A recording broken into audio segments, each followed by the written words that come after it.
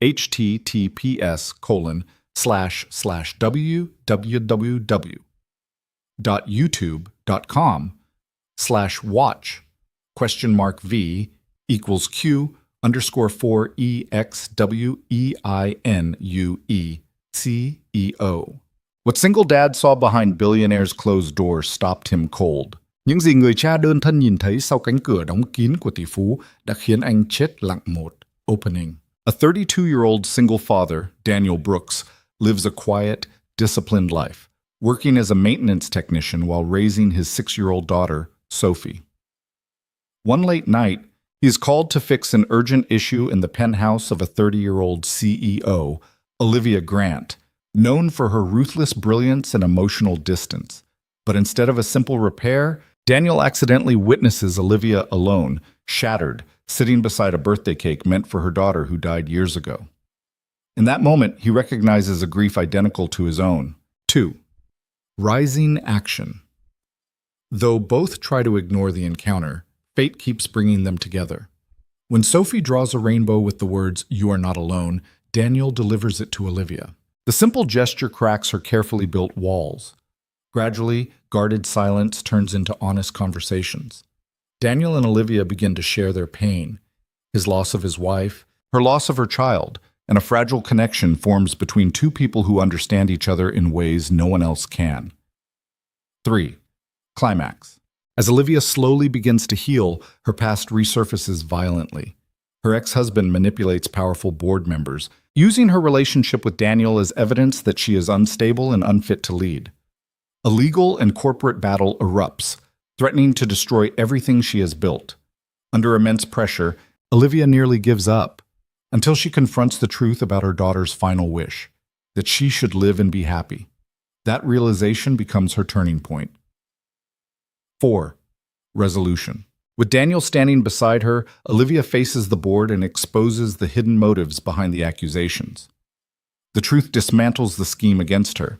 She proves not only her competence as a CEO, but also her strength as someone who chose healing over isolation. She keeps her company, and more importantly, she reclaims her sense of self. 5. Breakthrough and ending.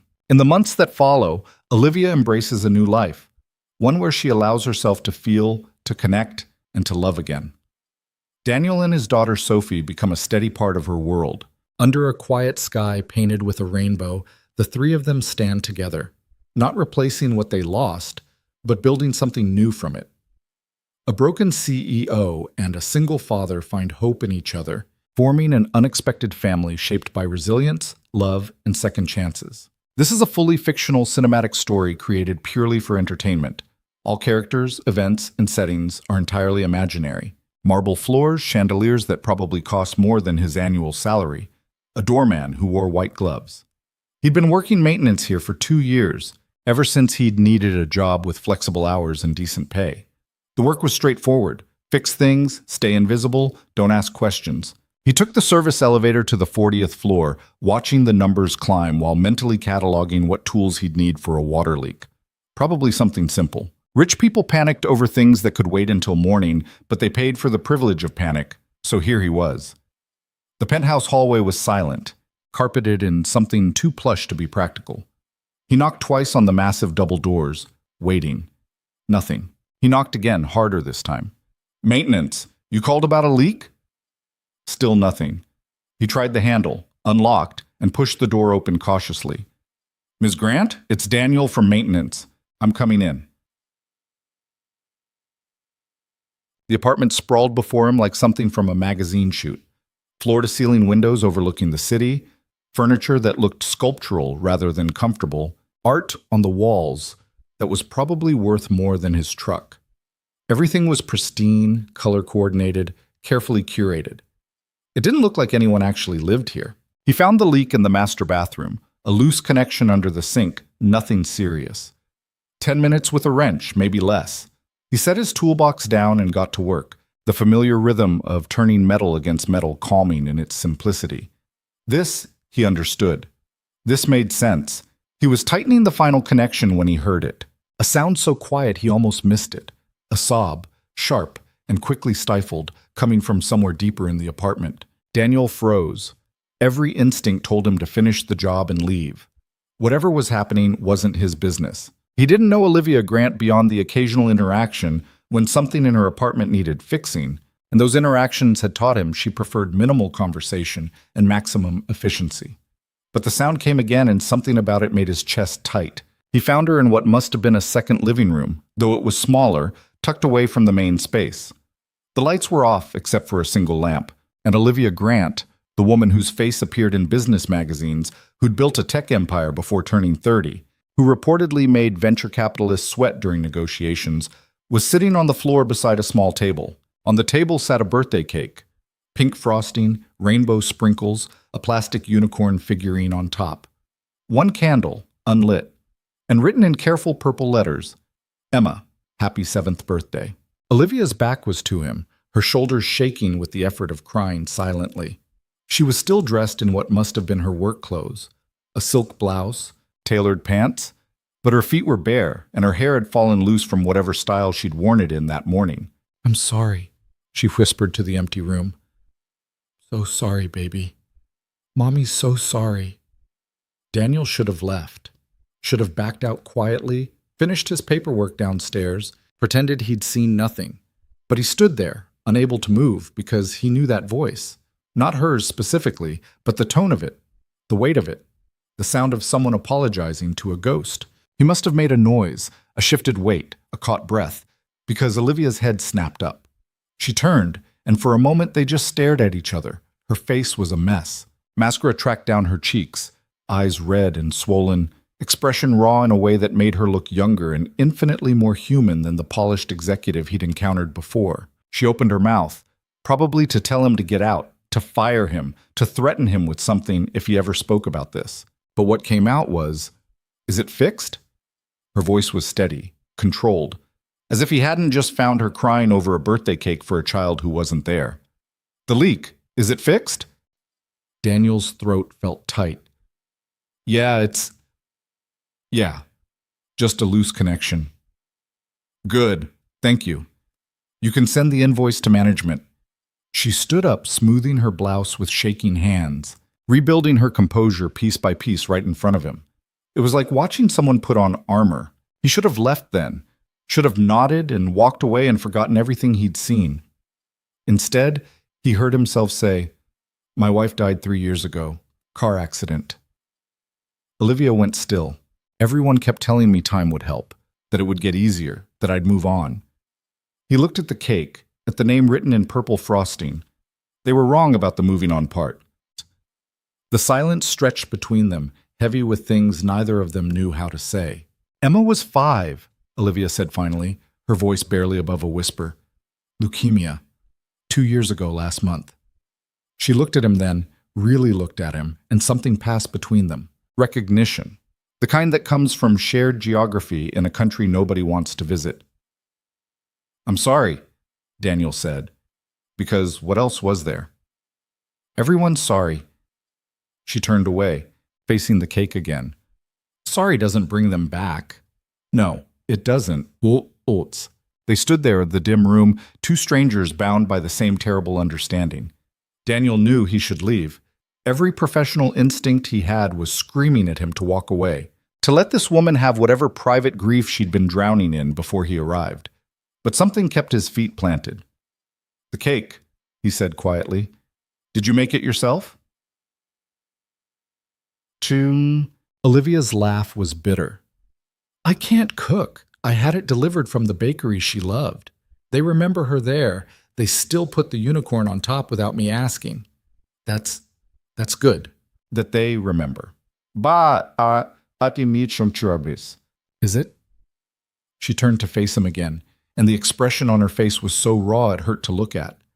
Because sometimes I think it would be easier if everyone forgot. If I could just move forward. Be the person I'm supposed to be. The CEO. The leader. The woman who has it all together. Her voice cracked. Instead of the mother who couldn't save her daughter. Daniel recognized that guilt. He wore it like a second skin. "I was supposed to pick her up that day," he said.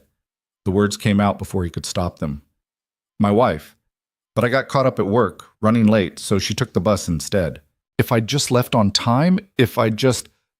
Don't! Olivia's voice was sharp. Don't do that to yourself. You do it too, I can see it. She looked away. That's different. How? Because I was her mother. I was supposed to protect her, and I couldn't. Her hands clenched into fists. I had all the money in the world, the best doctors, the best hospitals, and none of it mattered. I couldn't save my own daughter. The pain in her voice was so familiar it made Daniel's chest ache. He'd had those same thoughts 1,000 times. At 3 a.m. when sleep wouldn't come. In the shower, where nobody could hear him break. Standing in Sophie's doorway watching her sleep, terrified that the universe would take her too. You can't save people from everything, he said quietly. No matter how much you love them, no matter what you'd give up. Then what's the point? Olivia's voice was ragged. What's the point of any of this? The company, the success, the... She gestured at the expensive apartment around them. All of it's meaningless without her. Daniel didn't have an answer for that. He'd asked himself the same question too many times to count. They stood in silence for a long moment. Then, because he'd already crossed every professional boundary that existed, Daniel said, I have a daughter, Sophie. She's 6. Olivia's expression shifted, something flickering in her eyes. Every morning she asks me if today is the day Mommy comes back, and every morning I have to tell her no. He swallowed hard, but she still gets up, still goes to school, still draws pictures and tells me about her day and laughs at stupid jokes, and I don't know how she does it, but she does, so I figure I owe it to her to try to do the same. Try to what? To live, even when it feels impossible. Olivia looked at him for a long moment, and he could see her processing his words, turning them over, looking for the catch. She was used to people wanting something from her, he realized, used to every interaction being transactional. You should go, she said finally, but her voice was softer now. Less of a dismissal, more of a surrender. Daniel nodded. He picked up his toolbox, headed toward the door. But he paused at the threshold, looking back. Olivia was standing beside the cake again, one hand hovering over the unlit candle. For what it's worth, he said, I think Emma would want you to light it. He left before she could respond, taking the service elevator down while his heart hammered in his chest. What the hell had he just done? He'd overstepped in every possible way, violated her privacy, said things that were none of his business to say. He'd probably be fired by morning.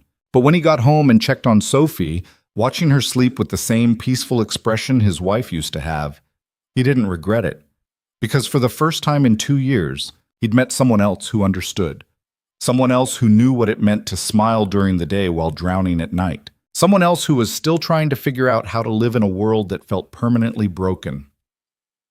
But the next few weeks passed in their usual rhythm. Daniel took Sophie to school, fixed leaky faucets and electrical issues and stuck elevators, picked Sophie up, made dinner, helped with homework, read bedtime stories, and tried not to think too hard about the empty side of the bed. Mrs. Chen watched Sophie when his shifts ran late, and he pretended not to notice the way she looked at him with pity that made his skin itch. He didn't see Olivia Grant again. No more emergency calls to the penthouse. He told himself that was good, better. What happened that night had been an anomaly, a moment of weakness for both of them. She'd probably regretted it the moment he left. But Sophie had other ideas. It started with the drawings. Sophie had always loved to draw, spent hours at the kitchen table with her crayons, creating elaborate scenes that she narrated in complete detail. But lately, her drawings had taken on a specific theme. Rainbows. Rainbows everywhere. Rainbows over houses. Rainbows with people standing underneath. Rainbows with stars and hearts and flowers. When Daniel asked why rainbows, Sophie had looked at him with the serious expression she got when talking about big important things. Because they come after the rain, Daddy. They mean things get better. He didn't know what to say to that. Didn't know how to tell his 6-year-old daughter that sometimes things didn't get better. They just got different. One Tuesday evening, Sophie presented him with her latest masterpiece. A rainbow arcing over 2 stick figures, one big, one small, with the words, "You are not alone," written in crooked letters across the top. It's for the sad lady, Sophie announced. Daniel looked up from the dishes he'd been washing. What sad lady? The one in the big building where you work, the one who's sad like you sometimes. His heart stopped. Sophie, I never told you about... Mrs. Chen said you help a very important lady who lives at the very top, like in a fairy tale. Sophie tilted her head, considering. But fairy tales are supposed to be happy. Is she happy? Daniel dried his hand slowly, buying time. How did you explain adult grief to a child? How did you protect them from knowing too much while also being honest? No, he said finally. She's not happy. She lost someone very important to her. Like we lost Mommy? The words hit him in the chest like they always did. Yes, sweetie. Like that. Sophie studied her drawing, then looked up at him with those eyes that were too knowing for 6 years old. Then she needs this. So she knows. Knows what? That she's not alone. That's what you tell me when I'm sad. That I'm not alone because I have you. She held out the drawing. Give it to her, Daddy. Daniel took the paper, looking at the crooked letters and bright crayons and stick figures that somehow managed to convey more hope than he'd felt in years. He should have said no. Should have explained that you can't just give drawings to important executives. That Olivia Grant had probably forgotten about their encounter entirely. That some grief was too private to intrude on twice. But he looked at his daughter's face, so full of certainty that this simple gesture mattered, and he couldn't bring himself to disappoint her. Okay, he said. I'll give it to her. Sophie beamed. Tell her it's from Sophie, and tell her rainbows always come back.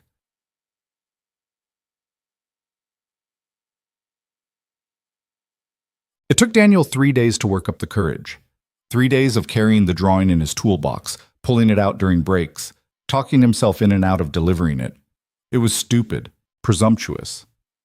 Olivia Grant didn't need a crayon drawing from a 6-year-old. She needed privacy and space, and for people to stop reminding her of what she'd lost. But Sophie asked about it every night. Did you give the sad lady my picture yet, Daddy? And every night he had to say no, watching her face fall a little more. So on Friday evening, after his shift ended, and most of the building's residents had left for weekend homes in the Hamptons or wherever rich people went, Daniel found himself standing outside the penthouse again. He knocked, waited. Nothing. He tried the handle, locked this time. Relief flooded through him, mixed with something that might have been disappointment. He'd tried. He could tell Sophie he'd tried, that was enough. He was turning to leave when the door opened. Olivia stood there in jeans and a sweater, looking more human than he'd ever seen her. Her hair was in a ponytail, no makeup, bare feet. For a moment they just stared at each other. Daniel held up the drawing like an offering. My daughter made this. For you. I told her I'd deliver it, and she's 6, so she's relentless about these things. And I know it's probably weird, but... Olivia took the paper, her fingers brushing his briefly. She looked down at the rainbow, the stick figures, the words written in purple crayon. You are not alone. Her throat worked. When she looked up, her eyes were bright. Sophie, she said, that's your daughter's name.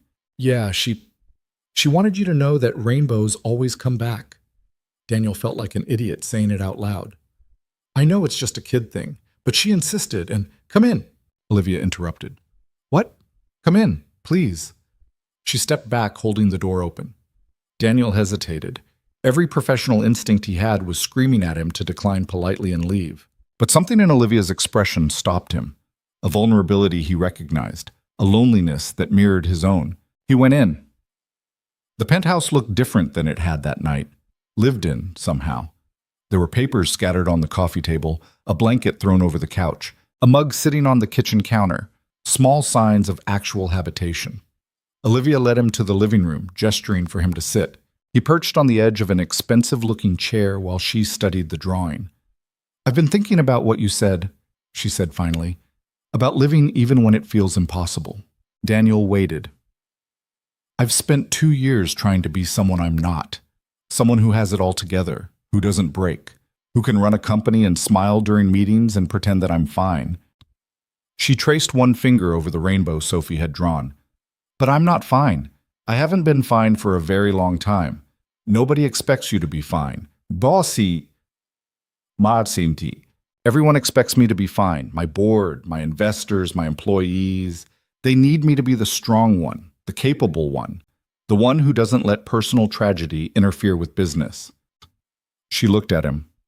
You were the first person in 2 years who didn't expect me to be anything other than broken.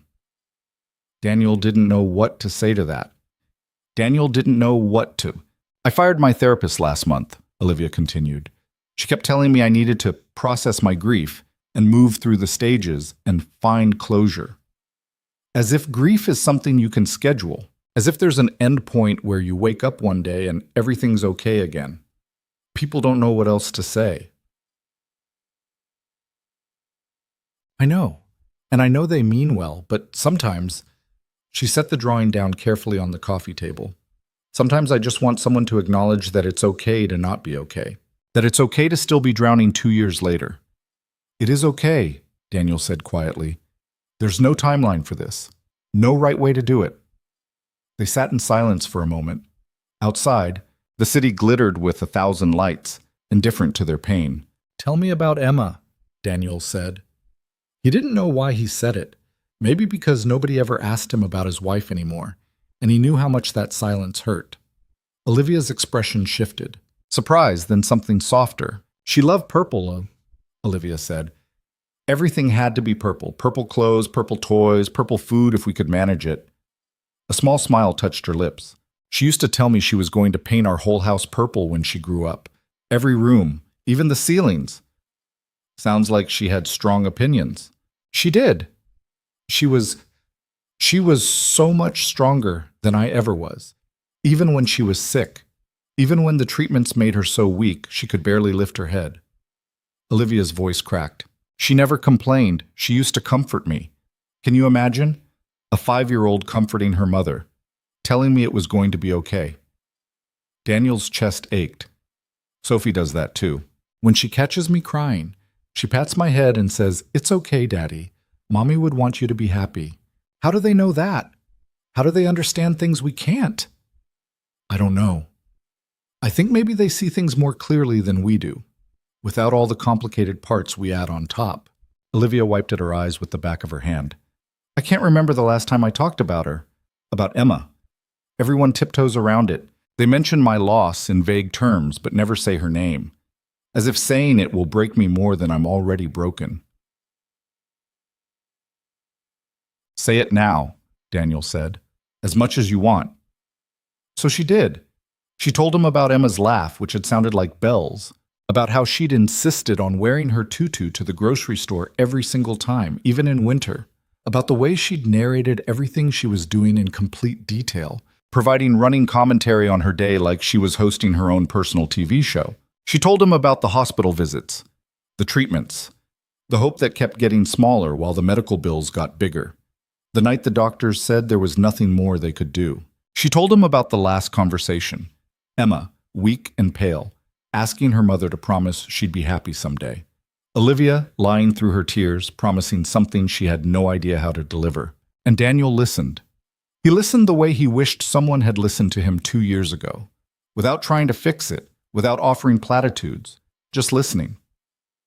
When she finally fell silent, exhausted from the weight of memory, he told her about his wife, about Rachel, about how she'd been terrible at cooking but insisted on trying anyway, producing disasters that they'd laugh about while ordering pizza, about how she'd sung off key in the shower every morning, driving him crazy in the best way, about how she'd wanted 3 more kids, a dog, a house with a yard, about how he'd been running late that day, about the phone call, about arriving at the hospital to find Sophie already orphaned and terrified, about the guilt that still woke him up at 3 a.m.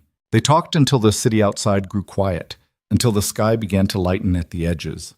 2 people who'd been drowning alone, finally able to breathe in the presence of someone who understood. When Daniel finally left, the drawing remained on Olivia's coffee table, a reminder, in bright crayons and crooked letters, that neither of them was alone anymore. The thing about grief, Daniel had learned, was that it didn't follow rules. It didn't care about your schedule or your responsibilities or the fact that you had a 6-year-old who needed breakfast and clean clothes and someone to remember to sign her permission slips. It showed up whenever it wanted, grabbed you by the throat, and didn't let go until it was done with you.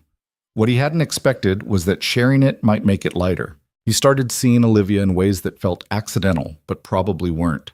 She'd be in the building lobby when he arrived for his shift, pretending to check her mail. He'd run into her in the parking garage when he was leaving, both of them offering awkward hellos that lingered a beat too long.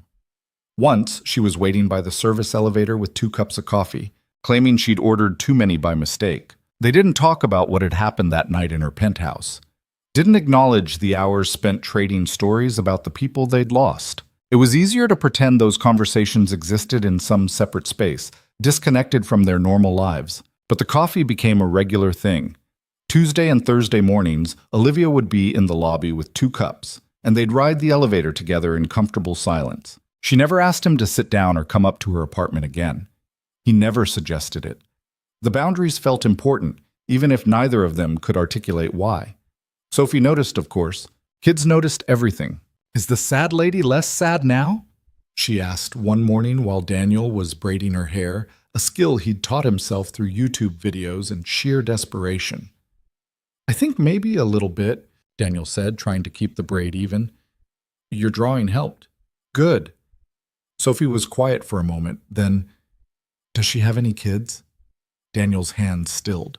He'd been dreading this question, knowing it would come eventually, but hoping maybe it wouldn't. "She had a daughter," he said carefully. "But she's not here anymore." "Like Mommy?" "Yeah, baby. Like Mommy." Sophie processed this with the seriousness she applied to all big important information. "Then she's extra sad, because mommies are supposed to take care of their kids forever." "They try to," Daniel said, his throat tight. "But sometimes things happen that nobody can control." "That's not fair." "No, it's not." Sophie twisted around to look at him, her half-finished braid coming loose. "Can I meet her?" "Who?" "The sad lady. I want to tell her about the rainbows in person." Every protective instinct Daniel had screamed no. He didn't want Sophie anywhere near his complicated whatever this was with Olivia. Didn't want his daughter exposed to that kind of raw grief. She'd seen enough of his own. But Sophie was looking at him with those eyes that were too much like Rachel's, full of certainty that kindness mattered even when everything else was falling apart. "I'll ask her," he heard himself say. "But only if she says yes. Deal?" "Deal." He brought it up on Thursday while they were riding the elevator with their coffee. Olivia was dressed for a board meeting, sharp suit, hair pulled back, the armor she wore to face the world, but she took the coffee like it was a lifeline. "Sophie wants to meet you at," Daniel said, watching the floor numbers climb. Olivia's hand tightened on her cup. "Why?" "Because she's 6 and she doesn't understand that some things are complicated. She just knows you're sad, and she thinks meeting her will help." "I don't—" Olivia stopped, started again. "I don't know if I can do that." "I know. That's why I'm asking first instead of just showing up with her." They reached Daniel's floor. He stepped out but held the door. "You don't have to," he said. "I can tell her you're busy. She'll understand." Olivia looked at him for a long moment, and he could see the war happening behind her eyes. The part of her that wanted to say yes battling the part that was terrified of what it might cost. "Saturday," she said finally. "If you want, I could come down. To the park, maybe. Nothing formal." "You sure?" "No, but I'm saying yes anyway." The elevator doors started to close. Daniel caught them. 2 o'clock, he said. "The playground on 5th. Sophie will be the one in the purple jacket." Olivia smiled, small and sad. Emma loved purple too. "I know." Saturday came with the kind of crisp autumn weather that made Daniel think of apple cider and Rachel's laugh, and the future they'd planned that would never happen. He dressed Sophie in her favorite purple jacket, the one with the stars on the sleeves, and tried not to let his nervousness show. "Is she coming?" Sophie asked for the 5th time, bouncing on her toes while they waited by the swings. "She said she would." "But what if she's too sad to leave her house?" "Then we'll try another day." But Olivia showed up. She appeared at the edge of the playground at exactly 2 o'clock, wearing jeans and a sweater and looking like she might bolt at any second. Daniel raised a hand in greeting. She walked over slowly, like approaching something fragile. Sophie didn't wait. She ran straight to Olivia and stopped just in front of her, tilting her head back to look up. "Hi," Sophie said. "I'm Sophie. I made you the rainbow picture." Olivia crouched down to Sophie's eye level. "I know. I have it on my refrigerator now. It's the best thing in my whole apartment." "Really?"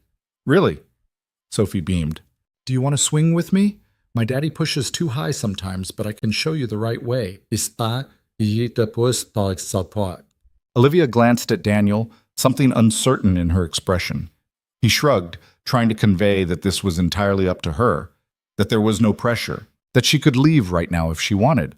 She stayed. Daniel watched them from a bench while Sophie chattered non-stop, explaining the complex social dynamics of first grade and the intricacies of the playground hierarchy and why the slide was better than the monkey bars, but only on Tuesdays. Olivia listened with the kind of attention Daniel recognized, the attention of someone who'd forgotten what it felt like to be around a child's unselfconscious joy. After 20 minutes, Sophie dragged Olivia over to where Daniel sat. Daddy, Miss Olivia doesn't know how to play hopscotch. Can you believe that? Tragic, Daniel said seriously. I had a deprived childhood, Olivia added, her tone matching his. Sophie gasped. We have to teach her right now. For the next hour, Daniel and Olivia found themselves receiving detailed instructions on the proper execution of hopscotch, tag, and something Sophie called lava monster that seemed to have rules she made up as she went along. Olivia played along with a hesitance that gradually melted into something that almost looked like ease. At one point, while Sophie was occupied with collecting the perfect stick for reasons only she understood, Olivia sat down next to Daniel on the bench. Thank you, she said quietly. For what? For this. For not treating me like I'm made of glass. For letting me... She trailed off, watching Sophie. Emma would have been 7 now. Would have been in 2nd grade, would have been bossing me around just like this. Daniel didn't say anything, just sat with her while they watched his daughter play, both of them thinking about the children who should have been there too. She talks about her mom sometimes, Daniel said after a while. Sophie. She'll just bring her up out of nowhere like she's part of a normal conversation. Mommy likes strawberries, or Mommy used to sing this song. It used to tear me apart every time. Used to? Still does sometimes, but it's different now. Like maybe keeping her memory alive is more important than protecting myself from the pain. Olivia was quiet for a moment. I don't talk about Emma. To anyone. My therapist said I was avoiding, that I needed to engage with my grief. She made air quotes around the phrase. So I fired her. Sounds reasonable. That startled a laugh out of her.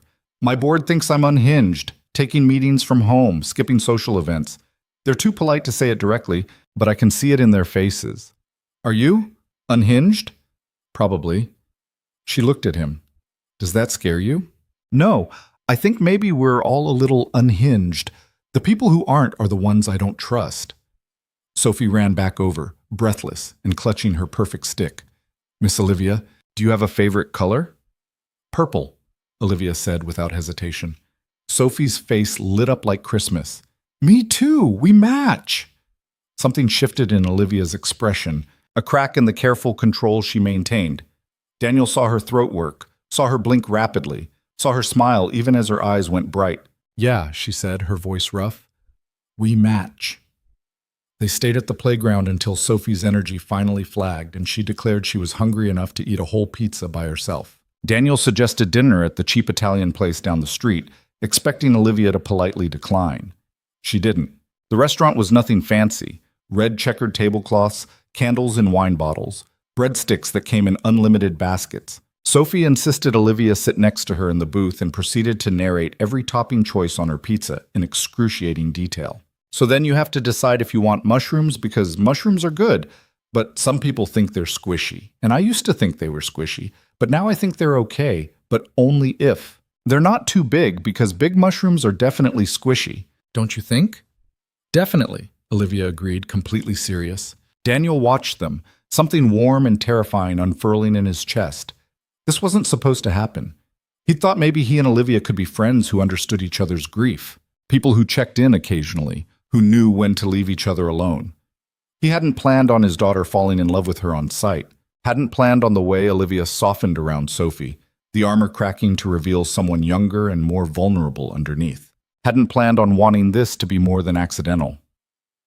Your daughter is amazing, Olivia said later, after Sophie had fallen asleep in the booth, her head on Daniel's lap. You're doing an incredible job with her. I'm doing my best. That's all I can manage most days. Now, it's more than enough. She's happy. adjusted. She talks about her mother without fear. Olivia looked down at her hands. I couldn't do that. After Emma died, I threw myself into work. 16-hour days, sleeping at the office. Anything to avoid the empty apartment and the memories and the guilt.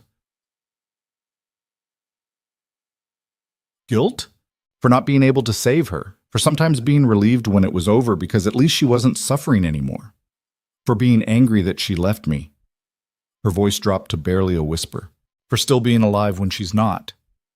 Daniel understood that guilt intimately. You know that's not rational, right? I know, doesn't make it go away. No, it doesn't.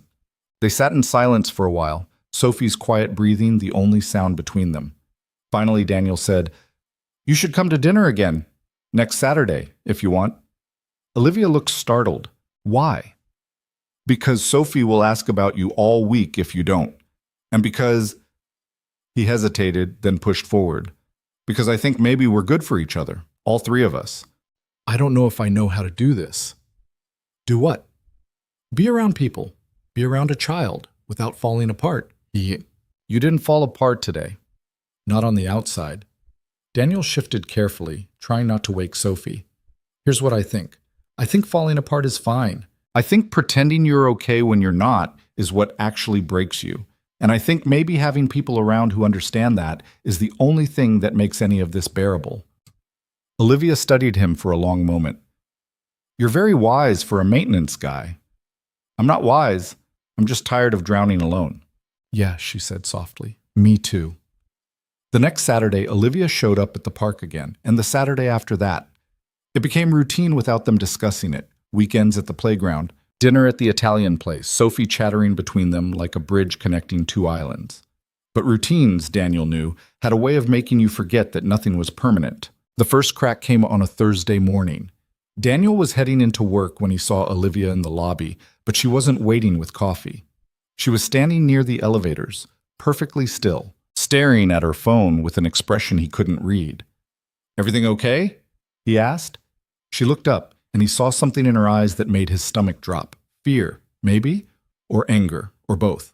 My ex-husband is in town, she said flatly. Daniel knew almost nothing about Olivia's ex except that he existed and that the marriage had ended before Emma got sick. She never talked about him, and Daniel had learned not to push. And that's bad because Marcus doesn't do anything without a reason. And the last time he was in town, he tried to convince my board I was mentally unfit to run the company. Jesus, can he do that? He can try. He has friends on the board, people who already think I'm unstable because I won't pretend Emma never existed. She shoved her phone in her pocket. I should have seen this coming. He's been quiet for too long. What are you going to do? No, what I always do. Prove him wrong. Show up. Be perfect. Make sure nobody has any ammunition to use against me. She looked at him, and her expression was carefully blank. She looked at him, and her. I might need to cancel Saturday, and maybe the week after, until this blows over. Daniel felt something cold settle in his chest. Okay. It's not... She stopped, started again. This isn't about you, or Sophie. This is about protecting everything I've built. The company is all I have left. I can't lose it too. Yes. Awesome. I get it. Do you? There was an edge to her voice now, sharp and defensive. Because from where I'm standing, you have a job and a daughter and a life that doesn't depend on a room full of board members deciding whether you're competent enough to keep what's yours. The words stung more than they should have. Daniel kept his face neutral. You're right. I don't get it, but I'm not the enemy here.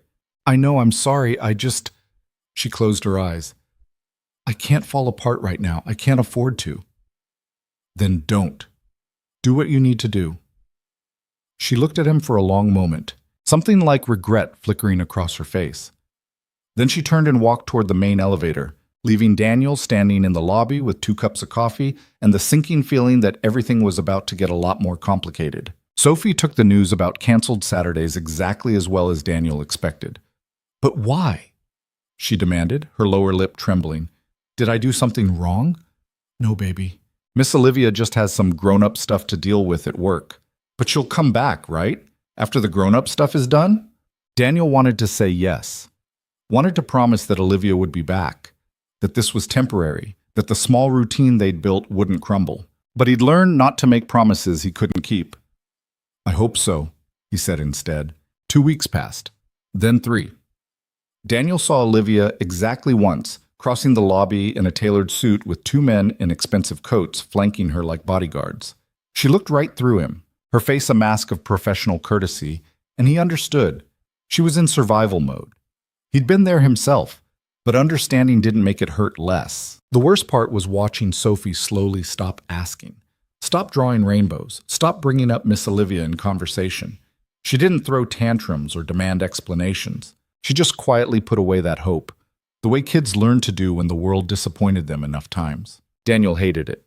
Hated that he'd let this happen. He should have kept better boundaries. Should have protected Sophie from getting attached to someone whose life was too complicated, too precarious, to make room for them. Should have protected himself from the same thing. He was fixing a radiator on the 15th floor when his phone buzzed. Unknown number. Brooks? Daniel? It's Olivia. His heart kicked. Hey, everything okay? Can you meet me tonight? I know it's last minute and you probably have plans with Sophie, but I need to talk to someone who isn't trying to manage me or manipulate me or... Her voice cracked. Please. He should have said no. Should have told her he couldn't drop everything just because she'd decided she needed him after 3 weeks of silence. What time? He said instead. 8? There's a coffee shop on Madison, the one that's open late. I'll be there. Mrs. Chen agreed to watch Sophie with minimal questions, though her knowing look said plenty. Daniel showed up at the coffee shop at 7:55, ordering something he didn't want just to have something to do with his hands. Olivia arrived at exactly 8, looking nothing like the polished executive he'd seen in the lobby. She was wearing jeans and an old sweater, no makeup, hair loose around her shoulders. She looked exhausted and young and scared. She slid into the seat across from him without ordering anything. Marcus is trying to take the company, she said without preamble. He's been talking to board members, building a case that I'm emotionally compromised, unfit to lead. Based on what? Based on the fact that I work from home sometimes, that I've turned down social events, that I had a public breakdown at a charity gala 6 months ago when someone mentioned their daughter's piano recital and I had to leave early. She laughed, bitter. Based on the fact that I'm still grieving my daughter 2 years later like that makes me weak. That's insane. That's business. Grief makes people uncomfortable. It reminds them that bad things happen, that money and power can't protect you from everything. They want the version of me that existed before Emma died, the one who didn't have cracks. Daniel reached across the table, covering her hand with his. You're not weak for grieving. You're human. Humans don't run billion-dollar companies. Machines do. That's what they want. A machine that looks like me but doesn't feel anything. Is that what you want? I don't know what I want anymore. She turned her hand over, lacing her fingers through his. 3 weeks ago, I would have said I wanted the company more than anything. That it was the only thing I had left of the life I built before everything fell apart. But now... She trailed off. Now? Now I think maybe I've been using work the same way I used to use alcohol. As a way to avoid feeling anything real. As a way to pretend I'm fine when I'm not. Daniel squeezed her hand. What changed? You did. You and Sophie.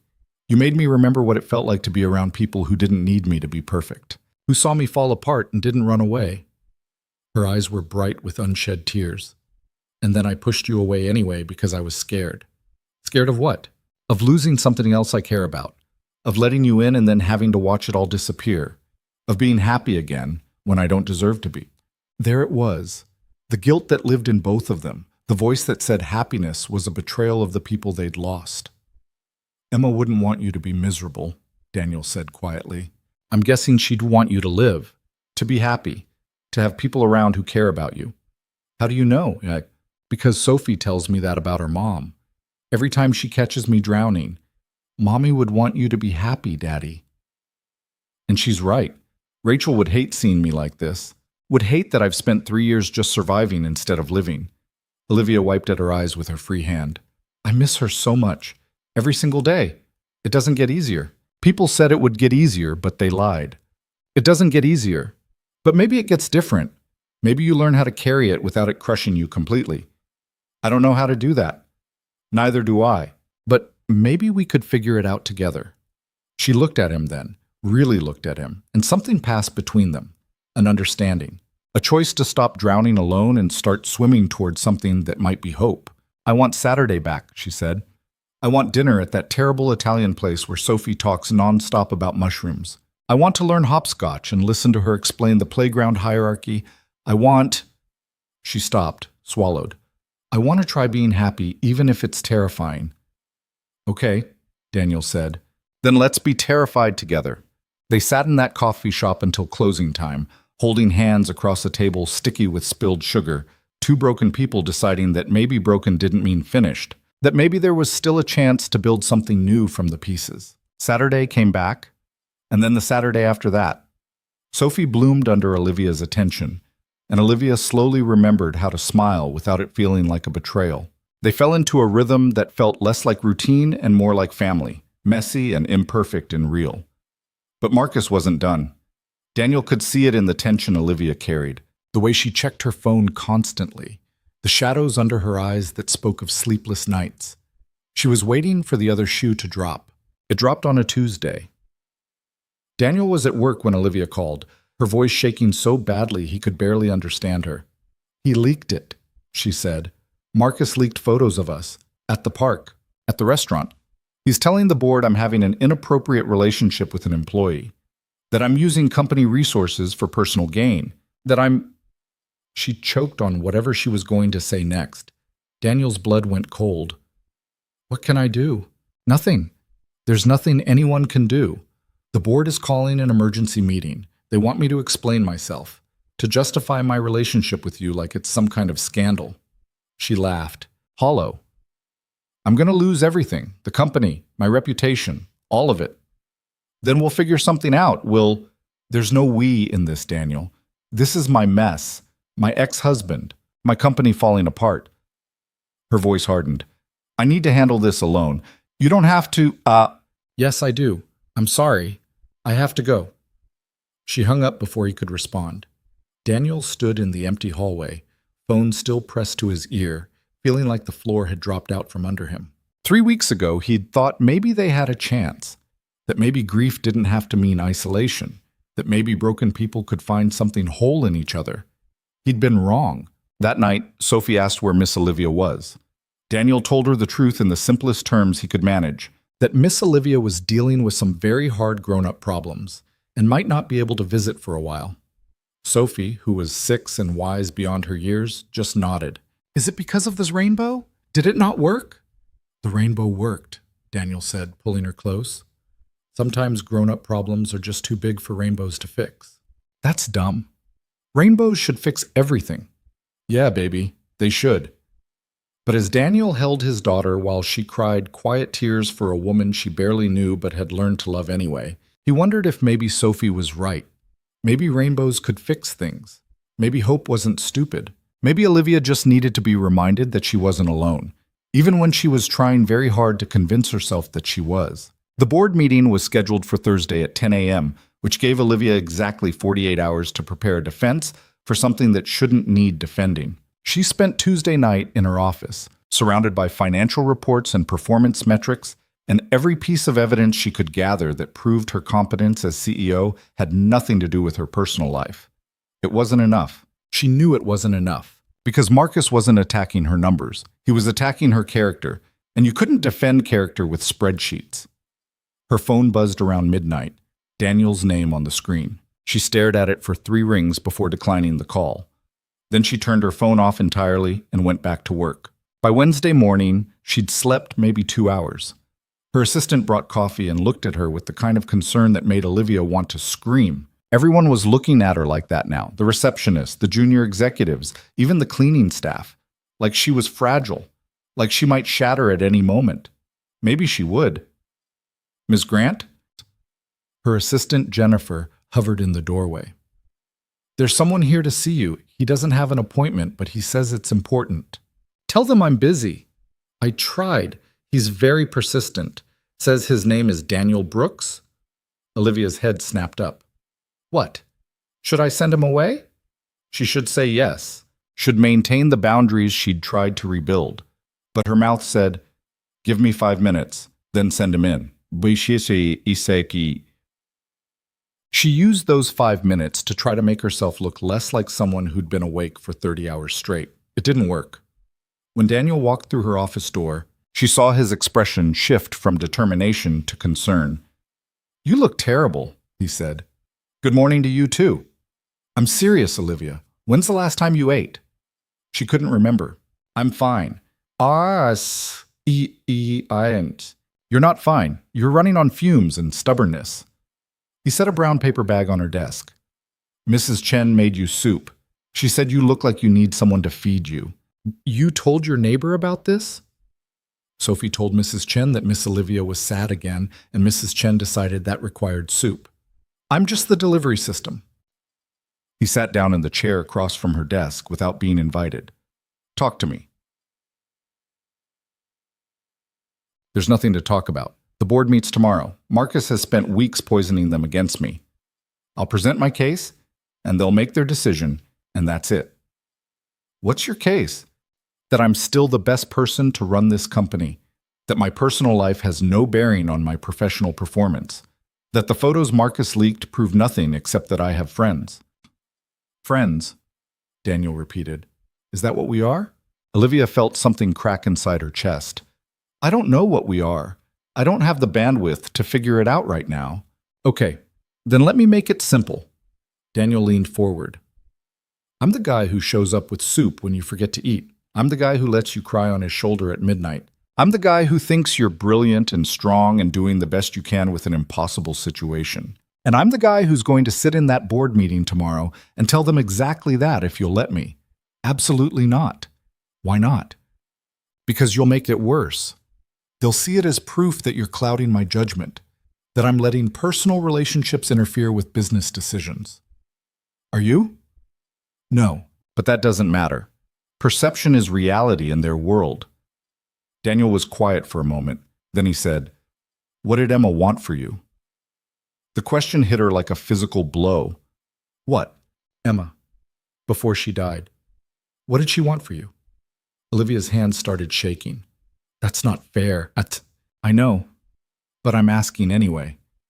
She closed her eyes, and suddenly she was back in that hospital room, holding her daughter's too small hand, listening to words that would haunt her forever. "She wanted me to be happy," Olivia whispered. "She made me promise I'd find a way to be happy again." "And are you? Happy?" "I don't—" Her voice broke. "I don't know how to be happy when everything's falling apart. You were happy on Saturday, at the park with Sophie. I saw it. That was different." "How?" "Because I wasn't thinking about the company or the board or Marcus or any of this. I was just present, in the moment, with people who didn't expect anything from me except to show up." Daniel stood up, walked around the desk, and pulled her to her feet. She was so surprised she didn't resist. "Listen to me," he said, his hands on her shoulders. "You've spent 2 years trying to be perfect, trying to prove you're strong enough to handle everything alone. But Emma didn't ask you to be perfect. She asked you to be happy. And you can't do that if you keep pushing away everyone who cares about you. I'm not pushing you away. I'm protecting you. If you're at that meeting tomorrow, they'll use it against both of us. They'll say I'm exploiting an employee. They'll let them say whatever they want. I don't care." "Well, I care. I care that Sophie might lose her only source of income because her father decided to defend a woman who—" She stopped herself. "Who what? Who isn't worth it?" Daniel's expression shifted to something that looked like anger. "Don't do that. Don't decide what I think you're worth. You don't understand what you're risking. I understand perfectly. I'm risking a job I can replace. You're risking a company you built from nothing. So maybe you should ask yourself why you're so scared of letting me stand next to you." "Because everyone I love leaves," Olivia wanted to scream. "Because I can't survive losing someone else. Because it's easier to push you away now than to watch you disappear later. But what came out was, I can't let you throw away your stability for me. That's not your decision to make." "Yes, it is. You work for this building. I'm a tenant. If the board sees you defending me, they'll assume I coerced you somehow. They'll fire you just to prove a point. Then I'll find another job." "Daniel, stop." He said it gently but firmly. Stop trying to protect me from my own choices. I'm a grown man. I know what I'm doing. Do you?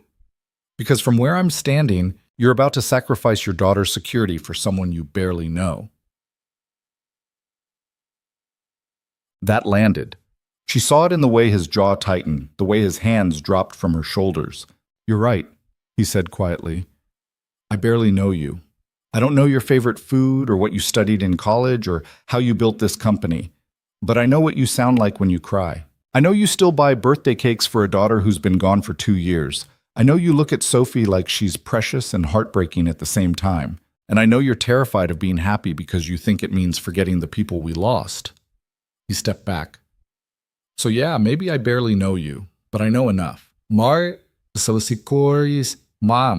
Olivia felt tears sliding down her face and didn't bother wiping them away. I don't want you to lose everything because of me. I lost everything 3 years ago when Rachel died. What I have now? It's not much, but it's real. And I'm not going to stand by and watch you face this alone just because you're scared. I'm not scared. Liar. Oh. They stared at each other across 3 feet of expensive office carpet. Olivia felt like she was standing on the edge of something. A cliff, maybe. Or a bridge over water too deep to see the bottom.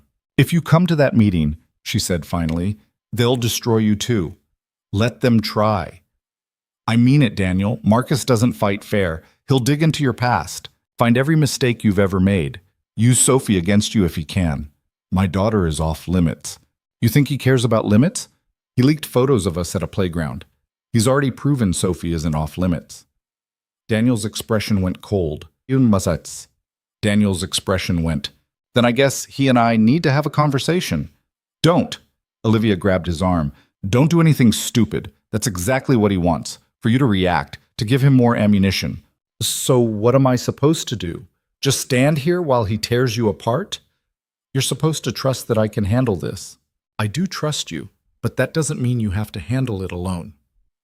They stood there, her hand still on his arm, both of them breathing too hard. Finally, Olivia said, the soup's probably cold now. Probably. You should go. I have work to do. Olivia? Please. The word came out broken. Please just go. I can't think straight when you're here. He looked at her for a long moment and she saw the hurt in his eyes, but he nodded. Okay, but I'm coming to that meeting tomorrow whether you want me there or not. Daniel, not your decision, he said again. Then he was gone, leaving her alone in her office with cold soup and the taste of her own fear. She didn't sleep that night either, just sat in her penthouse, staring at Sophie's drawing still pinned to her refrigerator. You are not alone, it said in purple crayon. But Olivia had never felt more alone in her life. Thursday morning arrived with gray skies that matched her mood. She dressed in her sharpest suit, the one she wore when she needed armor, applied makeup to hide the shadows under her eyes, pulled her hair back so tight it hurt. When she walked into the boardroom at 9:55, Marcus was already there. He looked exactly the same as he had 2 years ago. Expensive suit, perfect hair, smile that didn't reach his eyes. He'd always been handsome in a way that made people trust him automatically, which was part of what made him dangerous. Olivia, he said, standing. You look well. She didn't respond, just took her seat at the head of the table and waited for the other board members to file in. They came in clusters. The old guard who'd known her father, the tech investors who'd funded her expansion, the finance people who only cared about quarterly reports. 12 faces, some sympathetic, some neutral, some already decided against her. At exactly 10 a.m., the chairman called the meeting to order. We're here to address concerns raised about Ms. Grant's fitness to continue as CEO, he said, his voice carefully neutral. Mr. Winters has provided documentation suggesting that personal issues may be affecting her professional judgment. Ms. Grant, you'll have an opportunity to respond. Marcus stood, impossibly calm. I want to be clear that I take no pleasure in this. Olivia is a brilliant businesswoman. But brilliance isn't enough when that brilliance is compromised by instability. He pulled up a presentation on the screen. Photos of Olivia at the park with Daniel and Sophie. Screenshots of her calendar showing canceled meetings and working from home days. A timeline of what he called erratic behavior over the past 6 months. 2 years ago, Olivia suffered a terrible tragedy, Marcus said, his voice dripping with false sympathy. The loss of our daughter nearly destroyed her. I understood that. I gave her space to grieve, but grief has turned into something else, something that's affecting her ability to lead. He clicked to another slide. More photos. Olivia and Daniel at the coffee shop, holding hands across the table. Olivia leaving the building late at night looking disheveled. The narrative Marcus was building was clear. Unstable woman using her position to pursue inappropriate relationships while the company suffered. The numbers don't lie, Marcus continued. Stock prices are down 8%. 3 major clients have expressed concerns about leadership continuity. Employee satisfaction surveys show uncertainty about the company's direction. He paused for effect.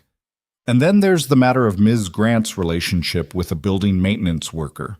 An employee, technically, which raises serious questions about the use of company resources and potential conflicts of interest. Olivia felt her nails digging into her palms.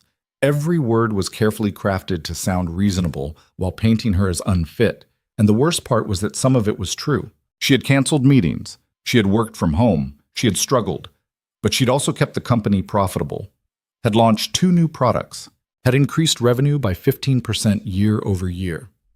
When Marcus finally sat down, the chairman turned to her. "Ms. Grant, your response?" She stood, her notes forgotten, because she realized suddenly that Marcus was right about one thing. Numbers didn't lie. But they didn't tell the whole truth either. "Everything Marcus said is factually accurate," she began. "I have canceled meetings. I have worked from home. I have struggled with grief over the past 2 years. But what he's not telling you is why." She clicked to her own presentation, not photos or timelines, but results. "This company's revenue is up 15%. Our product launches have exceeded projections by an average of 23%.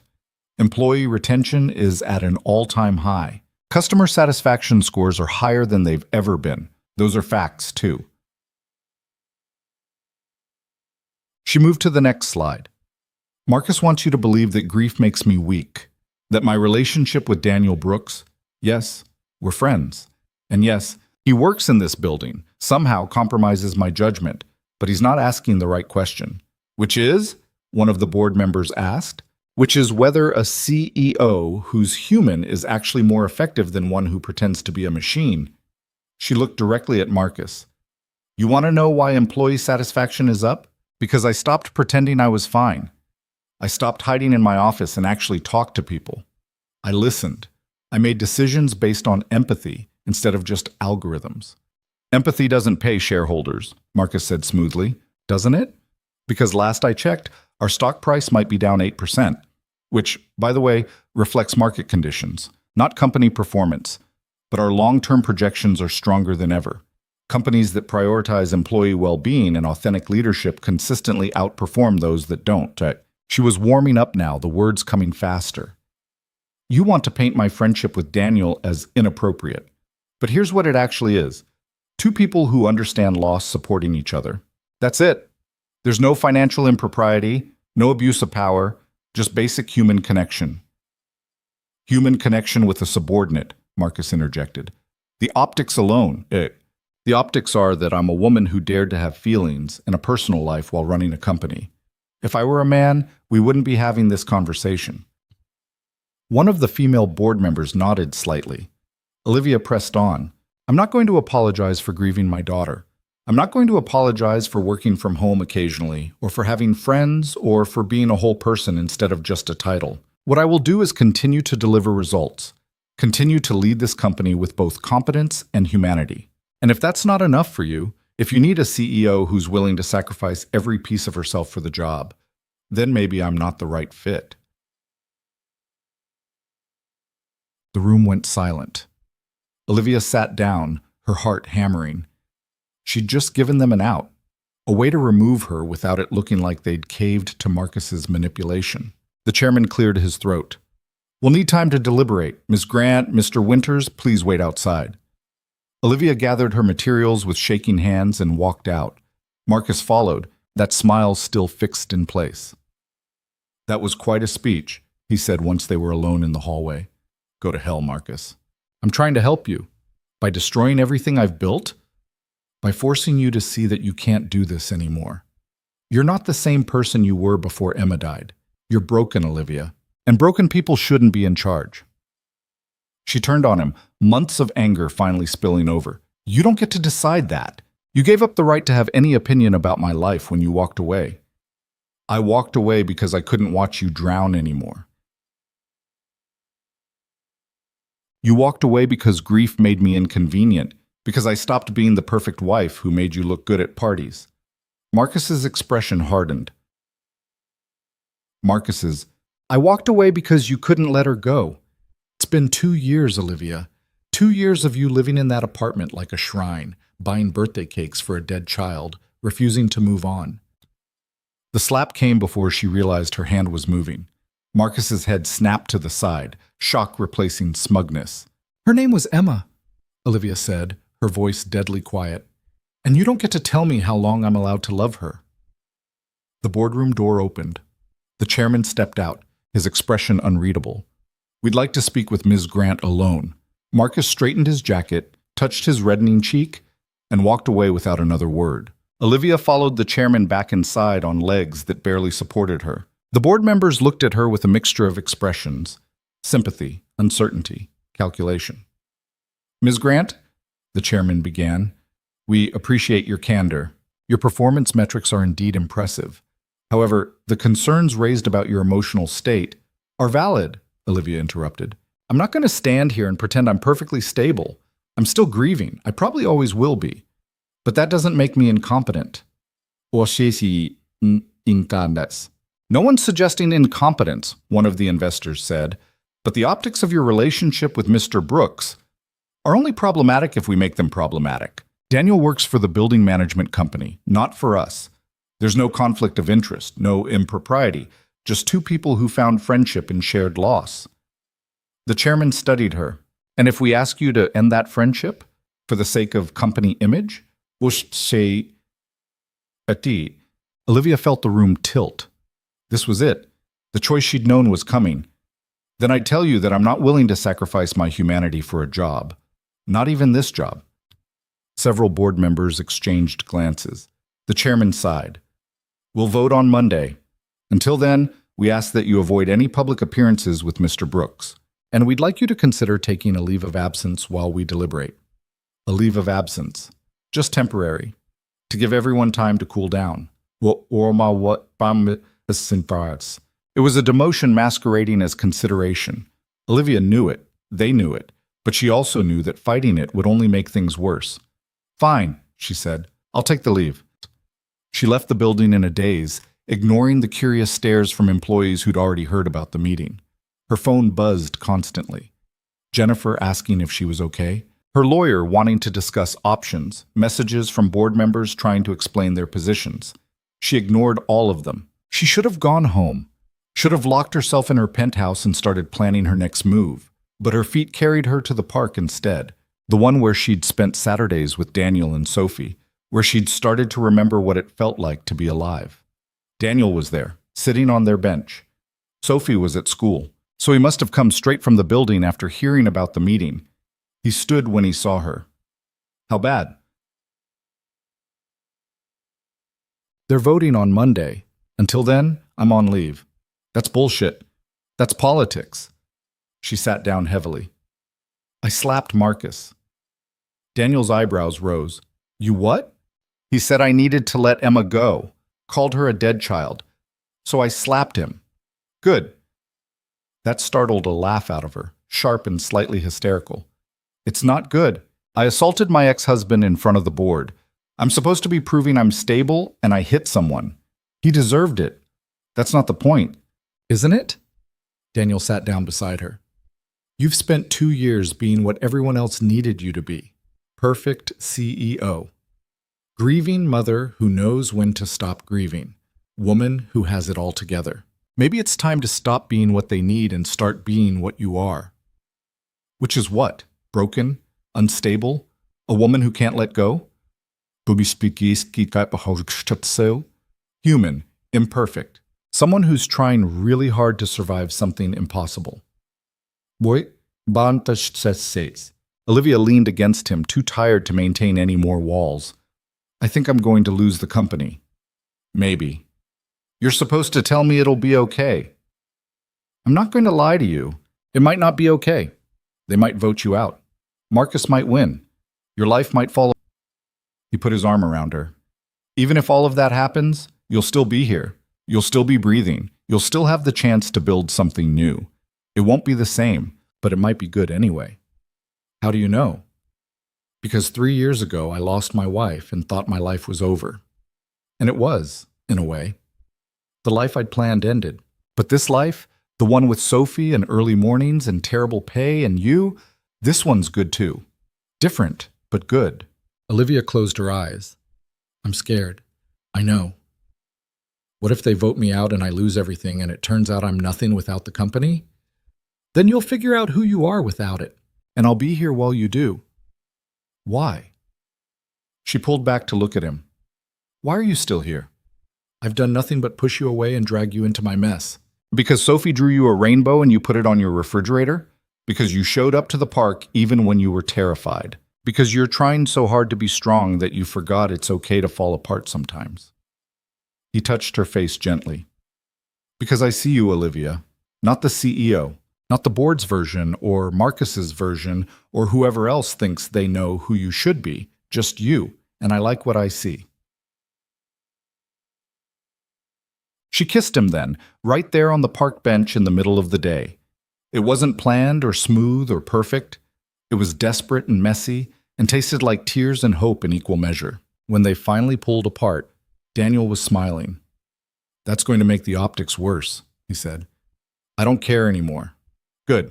They sat there together while the afternoon faded to evening, two broken people who'd decided that being broken together was better than being whole alone. Olivia's phone kept buzzing with messages she didn't answer. The board would vote on Monday. Marcus would probably win. Her carefully constructed life would fall apart. But right now, sitting in the October cold with Daniel's arm around her and the memory of Sophie's rainbow in her mind, Olivia thought maybe falling apart wasn't the worst thing that could happen. Maybe it was just making room for something new. The weekend stretched ahead like a minefield. Olivia knew she should be preparing for Monday's vote, calling board members, building alliances, doing damage control. Instead, she spent Friday night at Daniel's apartment, eating pizza on a couch that sagged in the middle, while Sophie explained the intricate plot of her favorite cartoon. And then the princess realizes she doesn't need the prince at all, because she has a dragon who's actually her friend, and they saved the kingdom together, Sophie said, gesturing with a slice of pepperoni. Daddy says it's feminist, but I don't know what that means. It means the princess is smart enough to solve her own problems, Olivia said. Sophie considered this. Are you a princess? Definitely not. But you have problems you need to solve, right? Daddy said you have mean people at work who don't understand. Daniel made a strangled sound. Sophie, we talked about this. You said I could ask questions. I said you could ask appropriate questions. This is appropriate. Miss Olivia needs to know we're on her side. Sophie turned back to Olivia with absolute seriousness. We're on your side, even if the mean people win. Woo? It-as-a-bio-san. Olivia felt her throat go tight. Thank you, sweetheart. That means a lot. Do you want to color with me? Daddy's bad at staying in the lines, but you might be better. They spent the next hour on the floor with crayons and coloring books that featured more princesses and dragons. Daniel made popcorn that was slightly burnt, and Sophie narrated every color choice in excruciating detail. It was normal and domestic, and so far from Olivia's usual life that she kept expecting to wake up and find it had all been a dream. But when Sophie finally crashed around 8, sprawled across the couch with her head in Olivia's lap, it was real. The weight of her, the sound of her breathing, the complete trust in her sleep. I can move her, Daniel said quietly. Don't. She's fine. They sat there in the dim living room, Daniel in the armchair and Olivia on the couch, with a sleeping 6-year-old using her as a pillow. Outside, the city hummed with Friday night energy. Inside, everything was still. I keep thinking about what you said, Olivia murmured. About this life being good, even though it's different from what you planned. And I don't know if I believe it yet, but I want to. Daniel leaned forward, elbows on his knees. Tell me what you're afraid of. The real fear, not the board vote or Marcus or any of that. Olivia stroked Sophie's hair without thinking about it. I'm afraid that without the company, I'm nothing. That I've spent 2 years using work to avoid dealing with Emma's death. And if they take that away, I'll have to face everything I've been running from. You've already been facing it every Saturday at the park, every time you talk about her instead of pretending she didn't exist. That's different. That's with you, with Sophie. People who understand. So find more people who understand. Build a life that isn't just about work. I don't know how. Neither did I. But Sophie didn't give me a choice. She needed breakfast and clean clothes and someone to show up for school plays. You figure it out because you have to. Olivia looked down at the small face resting against her leg. She's amazing. You know, you're doing an incredible job. I'm doing a terrified job. Every day I wake up convinced I'm going to screw her up permanently. Forget a permission slip or say the wrong thing or let her see me cry one too many times. Do you let her see you cry? Sometimes. She always pats my head and says it's okay to be sad. Like she's the adult and I'm the kid who needs reassurance. Emma did that too. When she was sick, she'd hold my hand and tell me not to worry, that she wasn't scared. Olivia's voice cracked. She was 5 years old and dying and she was comforting me. Daniel got up and sat beside them on the couch, careful not to disturb Sophie. You know what I think? What? I think they knew something we don't, kids, I mean. They haven't learned yet that they're supposed to hide their feelings or pretend they're fine. They just feel everything and then move on. I wish I could do that. Maybe you can. Maybe that's what healing looks like. Not forgetting or getting over it, but just feeling it and then getting up the next day anyway. Sophie stirred, mumbling something about dragons in her sleep. Olivia felt a wave of affection so strong it hurt. If the board votes me out, she said quietly, I'll lose my health insurance, my salary, the apartment. So you'll get a different job, a smaller place. You'll figure it out. Just like that? Just like that. It won't be easy, but you'll survive it. How do you know? Because you survived losing Emma. If you can survive that, you can survive anything. They sat in silence for a while, the three of them forming a small island of warmth in the middle of the chaos. Finally, Daniel said, Stay tonight. Take the bed. I'll sleep out here. I can't. You can. You're exhausted. And before you argue, Sophie will be thrilled to find you here in the morning. She'll probably demand pancakes. Fair warning. Olivia wanted to say no, wanted to maintain some boundary between this and whatever her real life was supposed to be. But she was so tired of boundaries, so tired of pretending she didn't need help. Okay, she said. But I'm making the pancakes. Saturday morning arrived with Sophie's face inches from hers, whispering loudly, Daddy, she's still here. I can see that, Soph. Why don't you let her sleep? But it's pancake time. Olivia opened her eyes to find Sophie grinning at her like Christmas had come early. Good morning. You stayed. Daddy said you might leave, but you stayed. Sophie bounced on the bed. Are you going to live here now? Sophie, Daniel said from the doorway, his hair sticking up in every direction. We talked about this. You said to use my inside voice when I asked. I said not to ask at all. Olivia sat up, trying not to laugh at Daniel's expression. It's fine. And no, honey, I'm not moving in. I just stayed one night. Sophie's face fell. Oh, because of the mean people at work? Something like that. Well, that's dumb. You should live here, and then the mean people can't make you sad anymore. If only it were that simple, Olivia thought. But she let Sophie drag her to the kitchen, where Daniel was already pulling out pancake ingredients with the resigned air of someone who knew resistance was futile. The pancakes were a disaster. Olivia had claimed she could cook, but apparently that was optimistic. The first batch burnt. The second batch was somehow raw in the middle. By the third batch, Daniel took over while Olivia and Sophie set the table and argued about whether chocolate chips counted as a breakfast food. They have protein, Sophie insisted. That's not how protein works, Olivia said. Daddy lets me have them on special days. Is today special? Sophie looked at her with complete seriousness. You're here. That makes it special. Olivia's heart cracked a little. She glanced at Daniel, who was very carefully not looking at her while he flipped pancakes. They ate breakfast like a family, like this was normal. Like Olivia's entire life wasn't hanging by a thread, and Monday wasn't looming like an executioner's blade. Sophie talked non-stop. Daniel interjected occasionally to correct wildly inaccurate versions of events, and Olivia just absorbed it all. This was what she'd been missing. Not just companionship, but belonging. The feeling that she mattered to people in ways that had nothing to do with her job title or bank account. After breakfast, Sophie wanted to go to the park. Daniel tried to suggest a movie instead, clearly worried about photographers or people who might report back to Marcus. But Olivia shook her head. "I'm done hiding," she said. "If they're going to vote me out anyway, I might as well spend my last weekend doing things that make me happy." So they went to the park. And if people stared or took photos, Olivia didn't care. She pushed Sophie on the swings and learned the correct way to navigate the monkey bars and listened to detailed explanations of playground politics that rivaled anything she'd dealt with in the boardroom. "See that girl over there?" Sophie whispered, pointing to a blonde child near the slide. "That's Madison. She says she's the queen of the playground, but nobody voted, so it doesn't count." Boy, democracy is important, Olivia agreed gravely. "That's what I said. But she said queens don't need votes. I told her that's dictatorship, and my daddy explained that to me."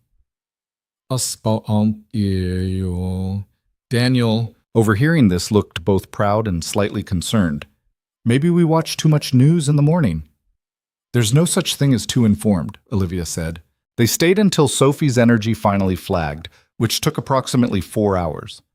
On the walk back, Sophie held both their hands. Swinging between them like this was the most natural thing in the world. "Can Miss Olivia come to my school play?" she asked suddenly. "When's your school play?" Olivia asked. "Tuesday. I'm a tree." "A tree?" "A very important tree. I have 2 lines." Daniel cleared his throat. "Sophie, Tuesday might not be a good time for Miss Olivia." "Why not?" "Because by Tuesday, Olivia might not have a reason to stay in the city. Might be packing up her life and moving somewhere cheaper, somewhere she could start over without the weight of failure following her." But what she said was, "I'll try my best to be there." Sophie beamed. "You have to sit in the front row. That's where Daddy sits." "I'll save you a seat," Daniel said quietly. That night, after Sophie was in bed and they were sitting on Daniel's sagging couch with cheap wine from the corner store, Olivia asked the question she'd been avoiding. "What happens if they vote me out and I can't afford to stay in the city?" Daniel was quiet for a long moment. "I guess that depends on what you want." "I don't know what I want. 2 months ago, I wanted the company more than anything. Now, I'm not even sure why I was fighting for it. So figure out why. Or figure out what you'd rather fight for instead. You make it sound simple. It is simple. Not easy, but simple. What matters to you more, the company or this?" He gestured between them. "That's not fair. It's not either or. Isn't it? Because from where I'm sitting, you're about to lose the company anyway. So the real question is what you do after. Do you go somewhere else and build another empire? Or do you stay here and build something different?" Olivia took a long drink of wine. It was terrible, bitter, and cheap, and she loved it because Daniel had bought it specifically for her. Because he'd remembered she liked red even though they'd only talked about it once. "I'm afraid," she admitted, "if I stay and things don't work out between us, I'll have given up everything for nothing. And if you leave without trying, you'll spend the rest of your life wondering what if." "You sound very certain." "I'm not certain about anything, but I know I don't want to wake up in 5 years and realize I let you walk away because I was too scared to ask you to stay." "Is that what you're doing? Asking me to stay?" Daniel set down his wine and turned to face her fully. "Yeah, I am. I'm asking you to stay in this shitty apartment building where the heat doesn't work half the time, and the neighbors are loud, and there's a stain on the ceiling that I'm pretty sure is from a leak 3 floors up. I'm asking you to be a part of this messy, complicated life with a 6-year-old who will ask you impossible questions and a dad who has no idea what he's doing most of the time. I'm asking you to risk everything on the possibility that maybe broken people can build something whole together." Olivia felt tears sliding down her face. "That's a terrible sales pitch." "I know, but it's honest. What if I'm not ready? What if I can't be what you need?" "Then we'll figure it out, together. That's the whole point. You don't have to be perfect or ready. or have all the answers. You just have to show up. She kissed him then, wine bitter and salt sweet and terrified. He kissed her back like she was something precious, something worth the risk. When they finally pulled apart, Olivia said, "I need to tell you something." "Okay." "The last time Emma was conscious, really conscious, she made me promise something. She said, 'Mommy, promise you'll find someone who makes you laugh again. Promise you'll be happy.'" Olivia's voice shook. "And I promised, because what else do you say to your dying child? But I never thought I'd actually have to keep that promise. Never thought there'd be someone who made happiness feel possible again." "And now? Now I'm terrified because I think you might be that person. You and Sophie. And if I lose you too, I don't think I'll survive it." Daniel pulled her close. "You survived losing Emma. You survived Marcus leaving. You survived 2 years of drowning alone. You're stronger than you think." "I don't feel strong. I feel like I'm barely holding on." "That's what strong looks like sometimes. Just barely holding on, but still getting up the next day." They stayed like that for a long time, wrapped around each other on a couch that was too small, in an apartment that was too cramped, planning a future that might not exist past Monday. Sunday passed in a blur of normalcy that felt surreal. They took Sophie to a museum where she asked approximately 800 questions about dinosaurs. They had lunch at a diner where the waitress knew Daniel by name and brought Sophie extra whipped cream without being asked. They walked through the park in the afternoon sun, and Olivia tried to memorize every detail in case this was all she'd get. That night, after Sophie was asleep and Daniel was in the shower, Olivia sat in his kitchen and finally opened her email. Hundreds of messages. Board members offering carefully worded non-support. Her lawyer with a list of legal options if the vote went badly. Marcus's attorney with an offer. Resign quietly, and he'd drop the whole thing, let her leave with some dignity and tact. She was staring at that last email when Daniel emerged, hair wet and wearing sweatpants that had seen better days. "You okay?" he asked. "Marcus is offering me an out. If I resign before the vote, he'll stop the whole thing. No public fight, no humiliation, just a quiet exit." "What do you want to do?" "The smart thing would be to take it, cut my losses, move on." "I didn't ask what the smart thing was, I asked what you want." Olivia looked at him, really looked at him. This man who'd shown up with soup when she forgot to eat, who'd let her cry without trying to fix it, who'd asked her to stay even though she was a disaster, who'd somehow convinced her that being broken wasn't the same as being finished. "I want to fight," she said. "Even if I lose, even if it destroys me. I want to stand in front of that board and tell them that I'm not going to apologize for being human." "Then that's what you do." "It's stupid. I'll probably lose anyway." "Probably. But at least you'll lose on your terms." She pulled up her email and typed a response to Marcus's lawyer. 3 words.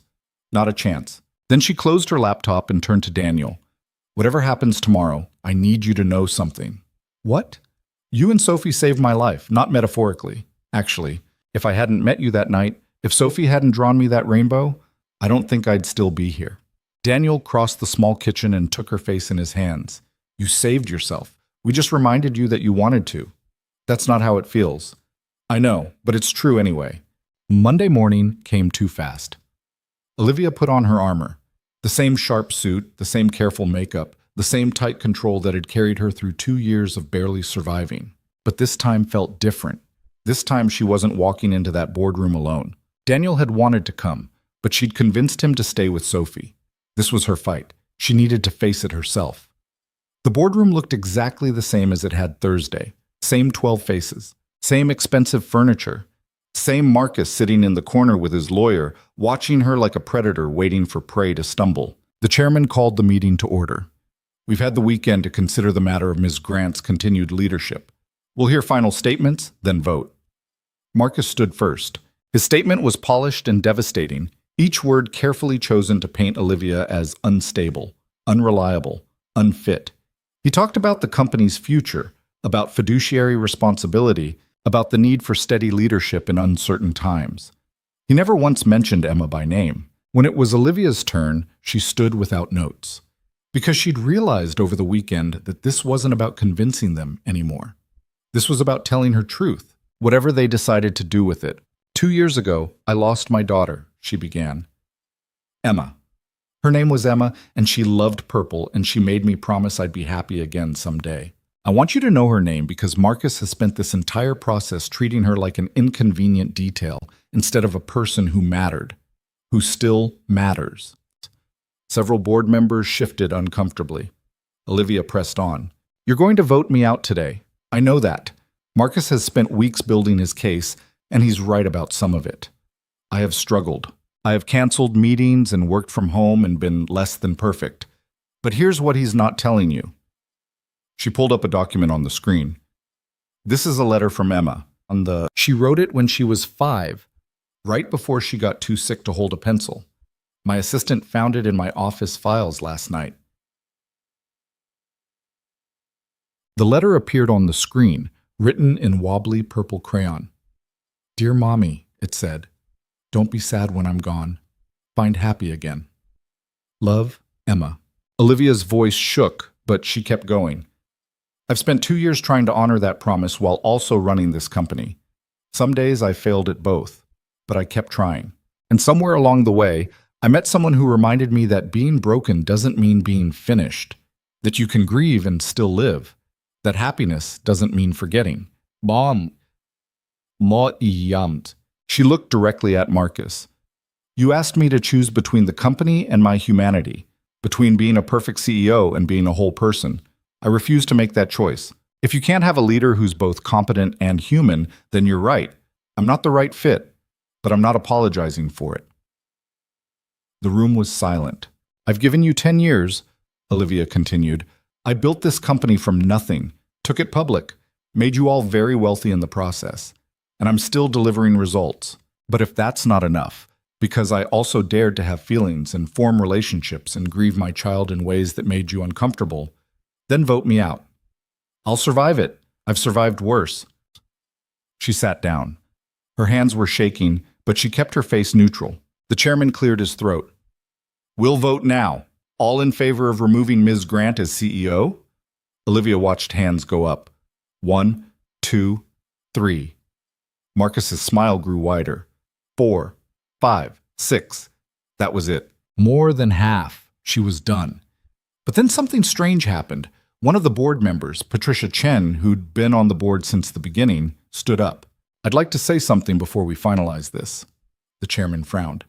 Mrs. Chen, we've already voted. And I'd like to explain my vote, because I voted to remove Olivia, and I was wrong. Olivia's head snapped up. Patricia looked directly at her. I lost my son 15 years ago. Car accident. He was 23. And I did exactly what Marcus is asking Olivia to do. I pretended I was fine. I threw myself into work. I never talked about him. I let people believe I'd moved on because that's what professionals do. Her voice cracked. It almost destroyed me. It destroyed my marriage. It destroyed my relationship with my daughter.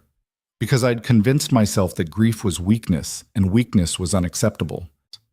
She turned to the board. Olivia's doing something incredibly brave. She's refusing to choose between being effective and being human. She's showing us that you can be both. And we're punishing her for it because it makes us uncomfortable. Mrs. Chen, Marcus started. I'm not finished. Patricia's voice was steel. You want to remove her because she's emotionally compromised. But I look at these numbers, and I see a CEO who increased revenue by 15% while grieving her daughter, who launched successful products while dealing with impossible pain, who showed up every single day even when I'm sure she wanted to do anything but. Well, she looked at Olivia again. I'm changing my vote. I vote to keep Olivia Grant as CEO, and I move that we issue a formal statement of support. The room erupted. Marcus was on his feet, objecting. Other board members were arguing. The chairman was calling for order. But then another hand went up. Michael Torres, one of the tech investors. I'm changing my vote too. Patricia's right. We're punishing strength, not weakness. Another hand. Another. Olivia watched in disbelief as the tide turned. Board members who'd voted against her were standing up, changing their votes, some of them apologizing. In the end, the vote was 9-3 in her favor. She kept her position. The meeting dissolved into chaos. Marcus stormed out with his lawyer. Board members wanted to talk to her, explain their votes, express support. Patricia hugged her tightly and whispered, "Your daughter would be proud."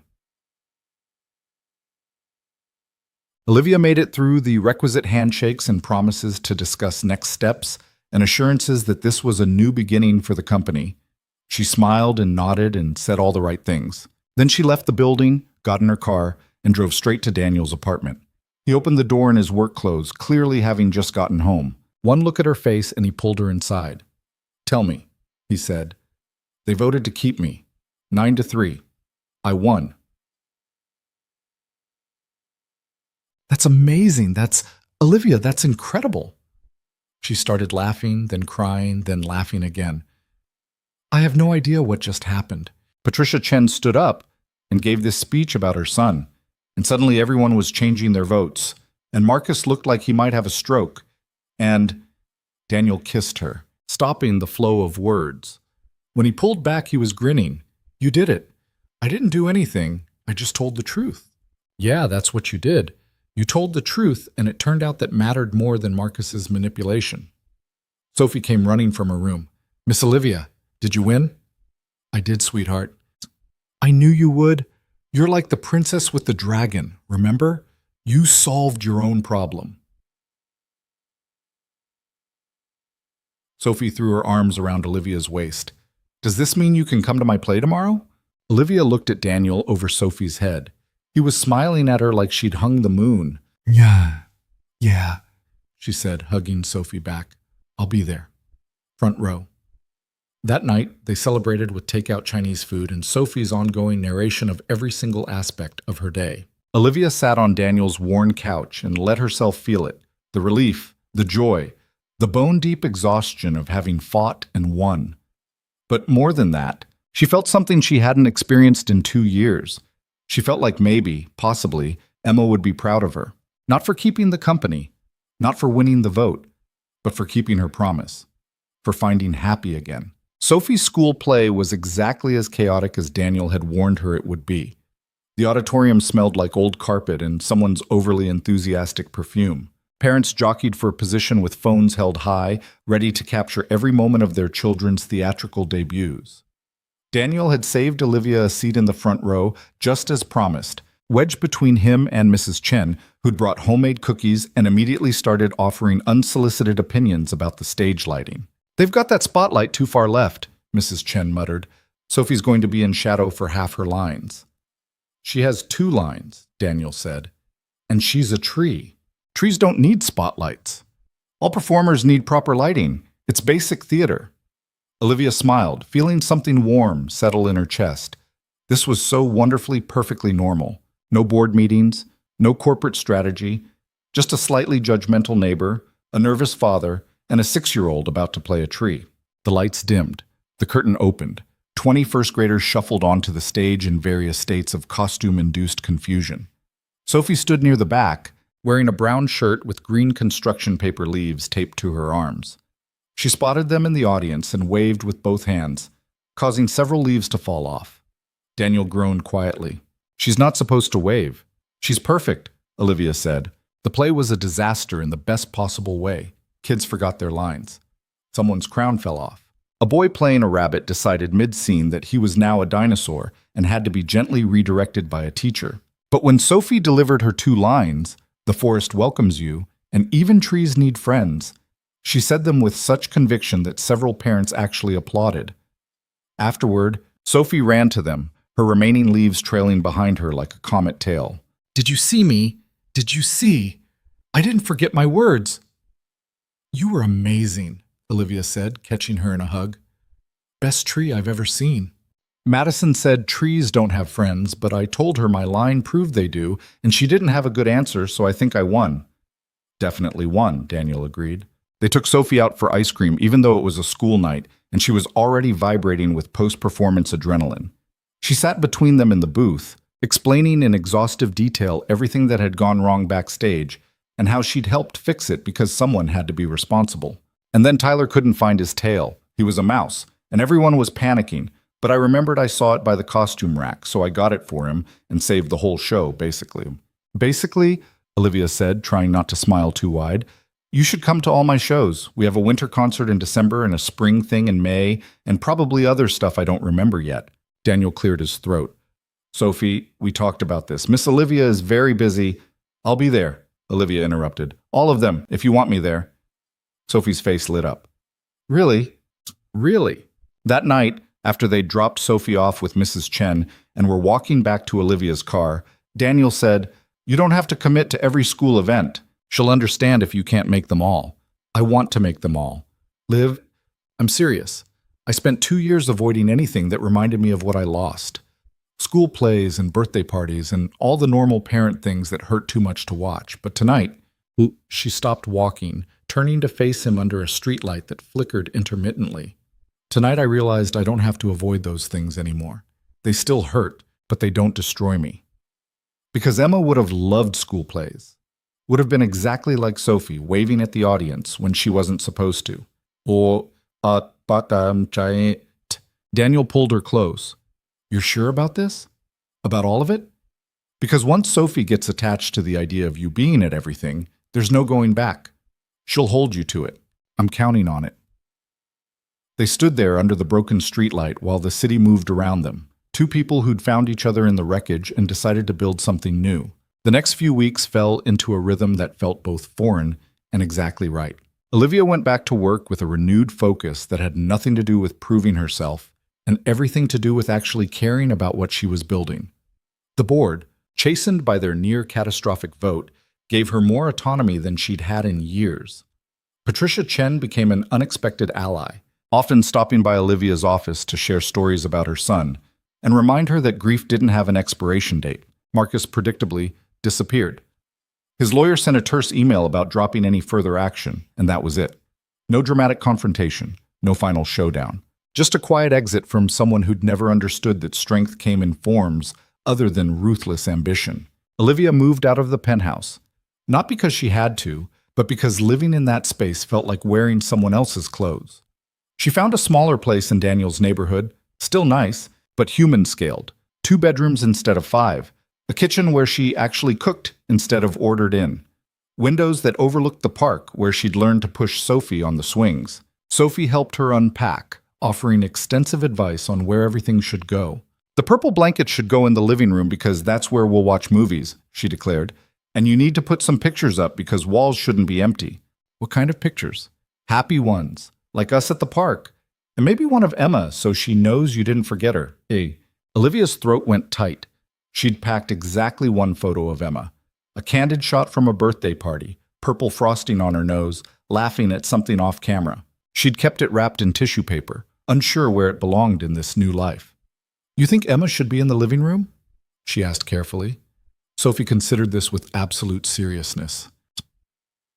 "Yeah, because she's part of your family, and families go in the living room where everyone can see them." So that's where the photo went, on the mantel next to a picture of Sophie covered in paint from an art class, and one of Daniel looking half asleep on the couch. 3 generations of messy, imperfect love, on display for anyone who visited. Daniel came by that evening with pizza and beer and a small potted plant that he claimed was impossible to kill. "It's a succulent," he explained. "You water it like once a month. Even you can't screw that up." "I'm choosing to ignore the implication that I'm bad at keeping things alive.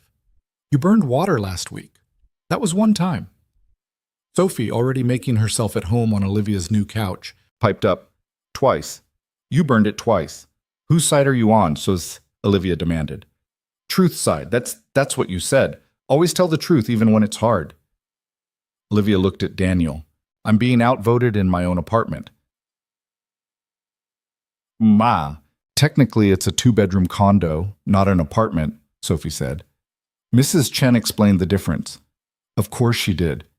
They ate pizza on the floor because Olivia's furniture hadn't been delivered yet.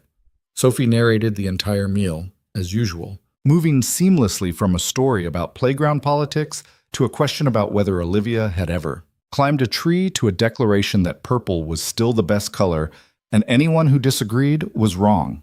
"What about red?" Daniel asked. "Red's pretty good." "Red is fine for stop signs and apples. Purple is for important things." "Like what?" "Like Emma's favorite color. And mine." So it's a connection. Sophie looked at Olivia. Do you think she can see us from wherever she is? The question landed like a stone in still water. Daniel started to intervene, but Olivia shook her head. I don't know, she said honestly. I'd like to think so. I'd like to think she knows I kept my promise. What promise? To find happy again. To not stay sad forever. Sophie nodded, satisfied. I think she knows. I think Mommy knows too. About you and Daddy and me and how we're all friends now. Friends felt like too small a word for what they were becoming, but Olivia didn't correct her. Instead, she said, I think you're right. Later, after Sophie had fallen asleep on the couch and Daniel had carried her to his car, Olivia stood in her new living room and looked at the photo of Emma, at her daughter's purple frosted smile, at the joy captured in that single frozen moment. I did it, she whispered. I found happy. It's different than I thought it would be, but it's real. I hope that's okay. Zhao Sait. The photo didn't answer, of course, but Olivia felt something settle inside her chest. Not peace, exactly, but acceptance. Emma was gone. That fact would never stop hurting. But the hurt didn't mean Olivia had to stop living. The holidays came faster than expected. Olivia had always hated the holidays since Emma died. The forced cheer, the family gatherings she no longer had, the constant reminders of what she'd lost. But this year, Sophie had opinions about how they should celebrate. We need a tree, she announced in early December. A real one that smells like Christmas. And we have to decorate it together because that's tradition. Whose tradition? Daniel asked. Ours. The new one we're making. So they got a tree, a slightly lopsided one from a lot 2 blocks away, sold by a man who looked like he'd rather be anywhere else. They hauled it back to Olivia's place and spent an entire evening decorating it while Sophie directed operations with the authority of a general commanding troops. The purple ornaments go on the front, she instructed, and the star goes on top but not too high because then you can't see it from the couch.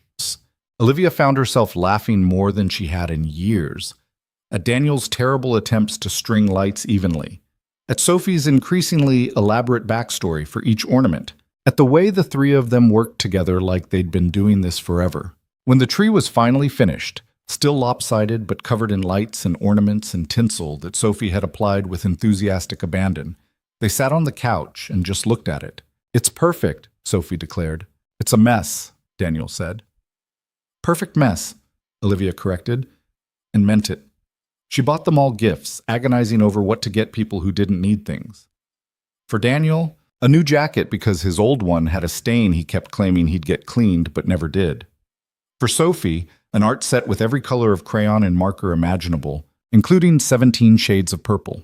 And for both of them, something harder to wrap, plane tickets to the beach for a long weekend in January. Because Sophie had mentioned once that she'd never seen the ocean, and Olivia wanted to be there when she did.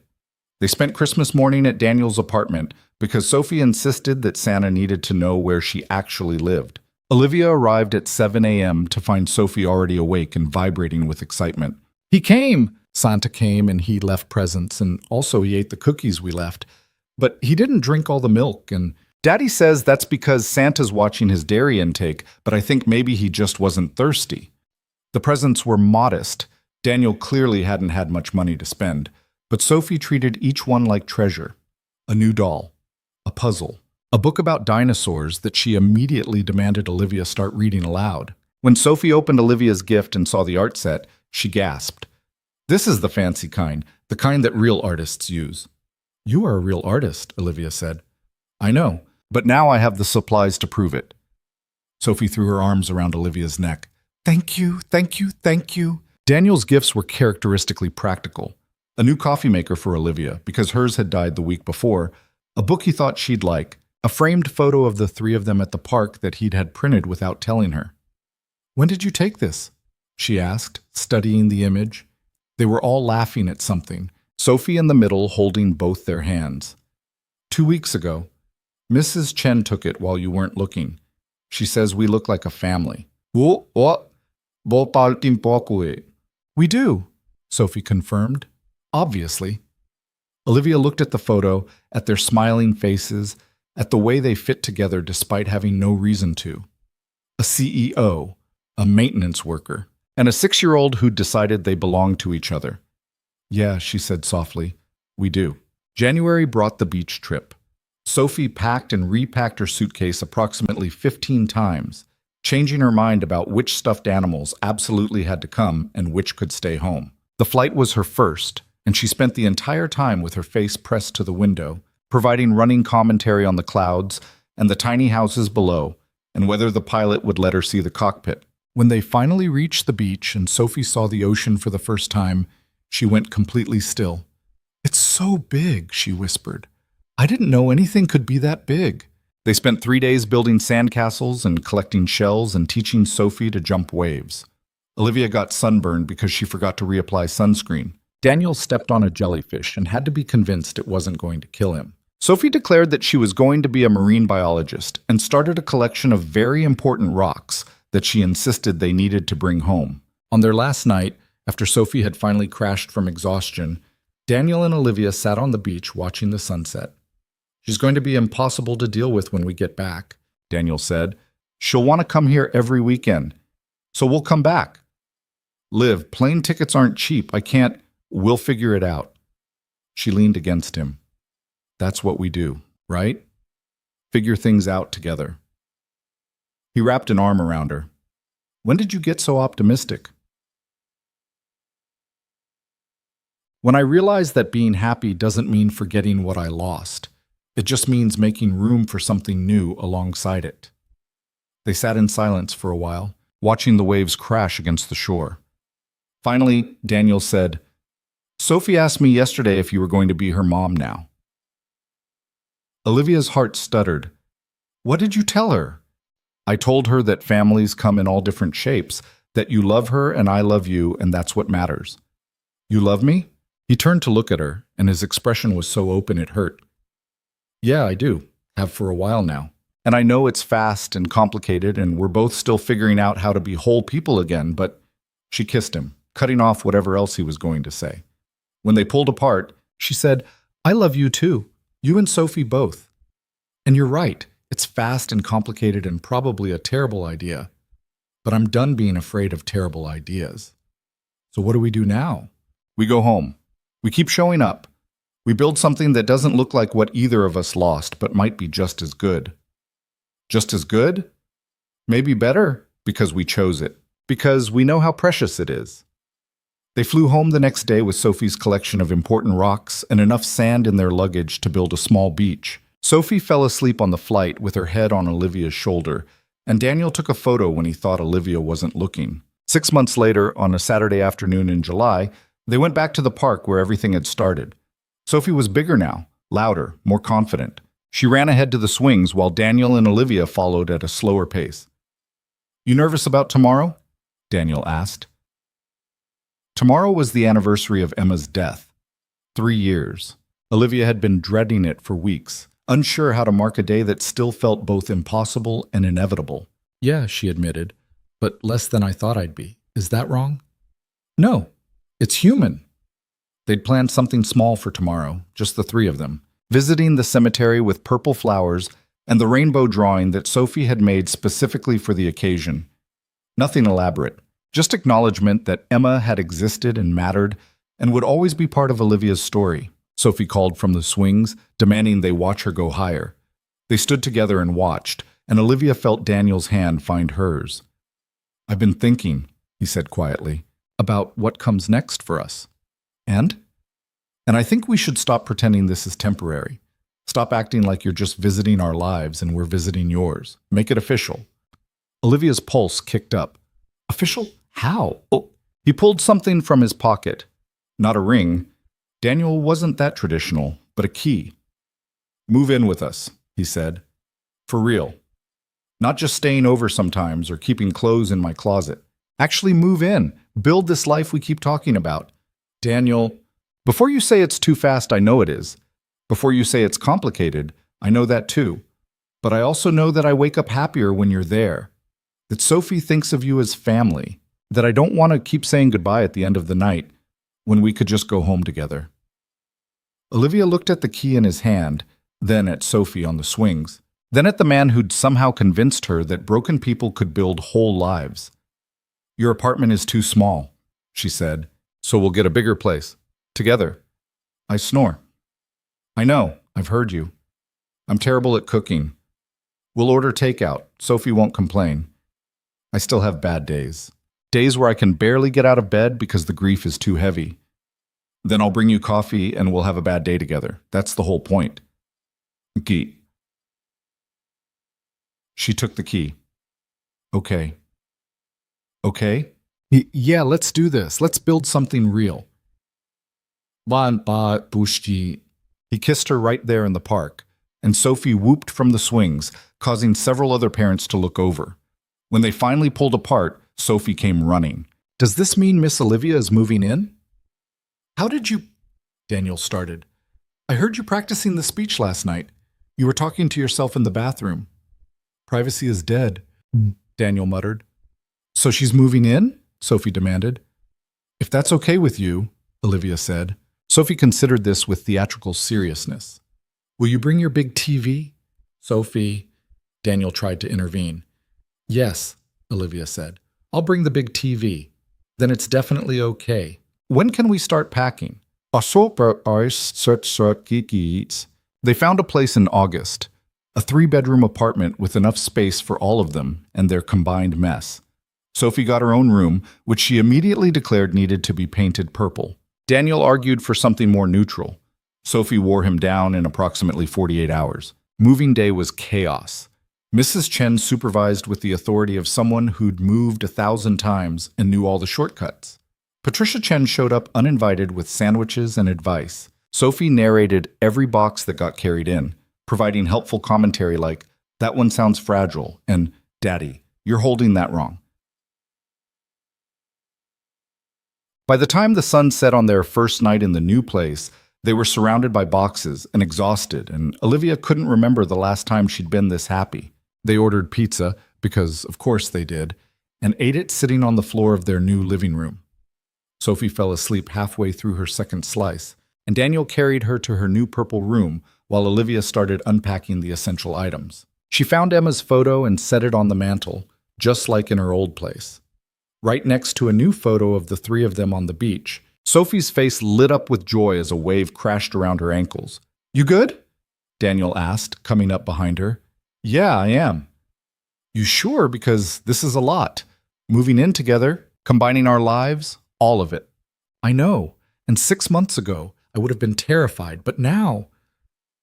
She turned to face him. Now I'm just grateful that I get to have this, that I didn't give up when it felt impossible. Emma would be proud of you. I hope so. I hope she knows I kept my promise. They stood there in their new living room, surrounded by boxes and mess and the beautiful chaos of building a life together. Outside, the city hummed with its usual noise. Inside, everything was quiet except for the sound of Sophie's soft breathing from her room down the hall. Olivia thought about the night Daniel had found her with that birthday cake, crying on her penthouse floor. Thought about Sophie's rainbow drawing and the promise to not be alone. Thought about the board meeting and the kiss in the park and all the small moments that had led them here. The thing about grief she'd learned was that it didn't disappear. Emma would always be gone. That absence would always hurt. But alongside the grief, there was room for joy, for love, for a family built not from blood or tradition, but from choice and resilience, and the quiet decision to keep showing up even when it hurt. She'd lost her daughter. That truth would never change. But she'd also found something else, a second chance at happiness that looked nothing like what she'd planned, but felt exactly right. Daniel pulled her close, and she let herself be held. Let herself believe that broken people really could build whole lives. That rainbows really did come after the rain. That promises made to dying children could be kept in ways you never expected. 3 months later, on a Saturday morning in November, Olivia woke to find Sophie standing beside the bed. It's Rainbow Day, Sophie announced. Olivia blinked sleep from her eyes. What? Rainbow Day. The day we celebrate rainbows and second chances and families that we choose. She held up a piece of paper. I made a new drawing, for all of us this time. The drawing showed 3 stick figures under a rainbow. One tall, one medium, one small. all holding hands. And written across the top in Sophie's improving handwriting, "We are not alone anymore." Olivia felt tears prick her eyes. "It's perfect." "I know. Can we hang it next to Emma's picture?" "Yes, sweetheart. We can do that." Sophie climbed into bed between them, squirming until she was comfortable. "Tell me about Emma again, the purple frosting story." So Olivia told it, the way she told it a dozen times now, about Emma's birthday party, about the frosting that got everywhere, about her daughter's laugh that sounded like bells. And she told it without crying, without the grief strangling every word, just a mother sharing memories of a child she'd loved and lost and would never forget. When the story was done, Sophie said, "I wish I could have met her." "Me too, baby. I think you two would have been friends." Obviously, we both like purple." Daniel, who'd been quiet this whole time, pulled them both close. "Should we do something special today? For Rainbow Day?" "Park," Sophie said immediately. "And then ice cream. And then we should make dinner together, even though Miss Olivia will probably burn something." "I resent that," Olivia said without heat. "It's true, though." "Still rude." "Yes." They spent the day exactly as Sophie demanded. The park was beautiful in late fall, leaves turning gold and red and scattered across the grass. They pushed Sophie on the swings and helped her collect more important rocks, and watched her make friends with a girl her age who also had strong opinions about playground hierarchy. At ice cream, Sophie ordered a purple cone, which turned out to be grape-flavored and exactly as artificial as it looked, and declared it the best thing she'd ever eaten. Daniel got chocolate. Olivia got vanilla because she was boring and didn't care who knew it. Dinner was indeed a disaster. Olivia burned the vegetables, Daniel overcooked the chicken, and Sophie's contribution of artistic cheese arrangement was more artistic than edible. They ordered Thai food instead and ate it, while Sophie explained her very detailed plan for world peace that involved mandatory playground time for all world leaders. Because if they learned to share the swings, they'd probably share other stuff too, she reasoned. "That's actually not a terrible idea," Daniel said. "I know.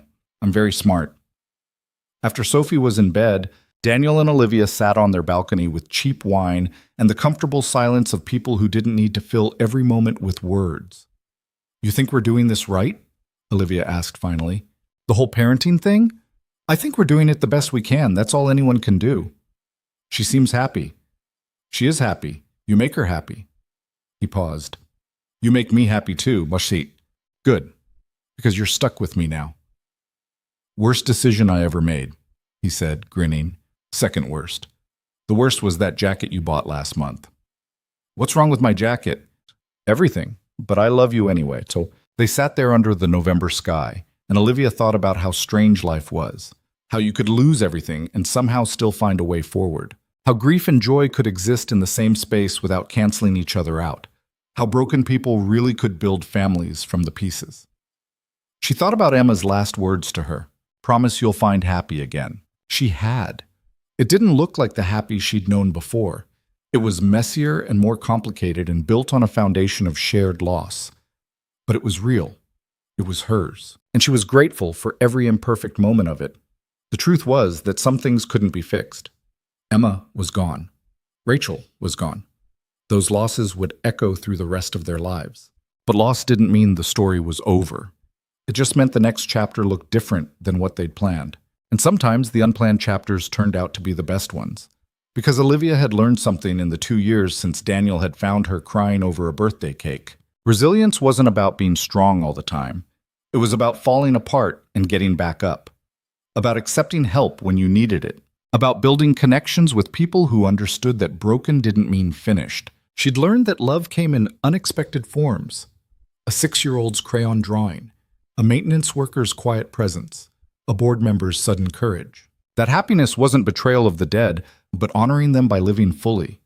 That you could grieve someone forever and still find room for joy. Most importantly, she'd learned that you didn't have to choose between remembering the past and embracing the future. You could do both. You could love the daughter you lost while building a family with the people you found. You could honor promises to the dead while making new ones to the living. The rainbow in Sophie's drawing wasn't metaphorical. It was real. A reminder that storms ended, that hope persisted, that beauty emerged from pain if you were brave enough to look for it. Olivia had spent 2 years in the storm, convinced she'd drown. But she hadn't drowned. She'd learned to swim. And she'd found others swimming alongside her. Daniel, with his quiet strength, Sophie with her unshakable optimism, Patricia with her hard-won wisdom. They were building something together. Not a replacement for what they'd lost, but something new.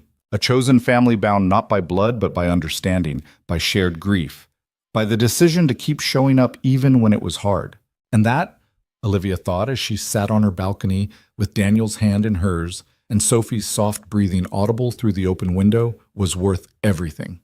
The storm had passed, the rainbow had come, and she was finally, beautifully, messily home.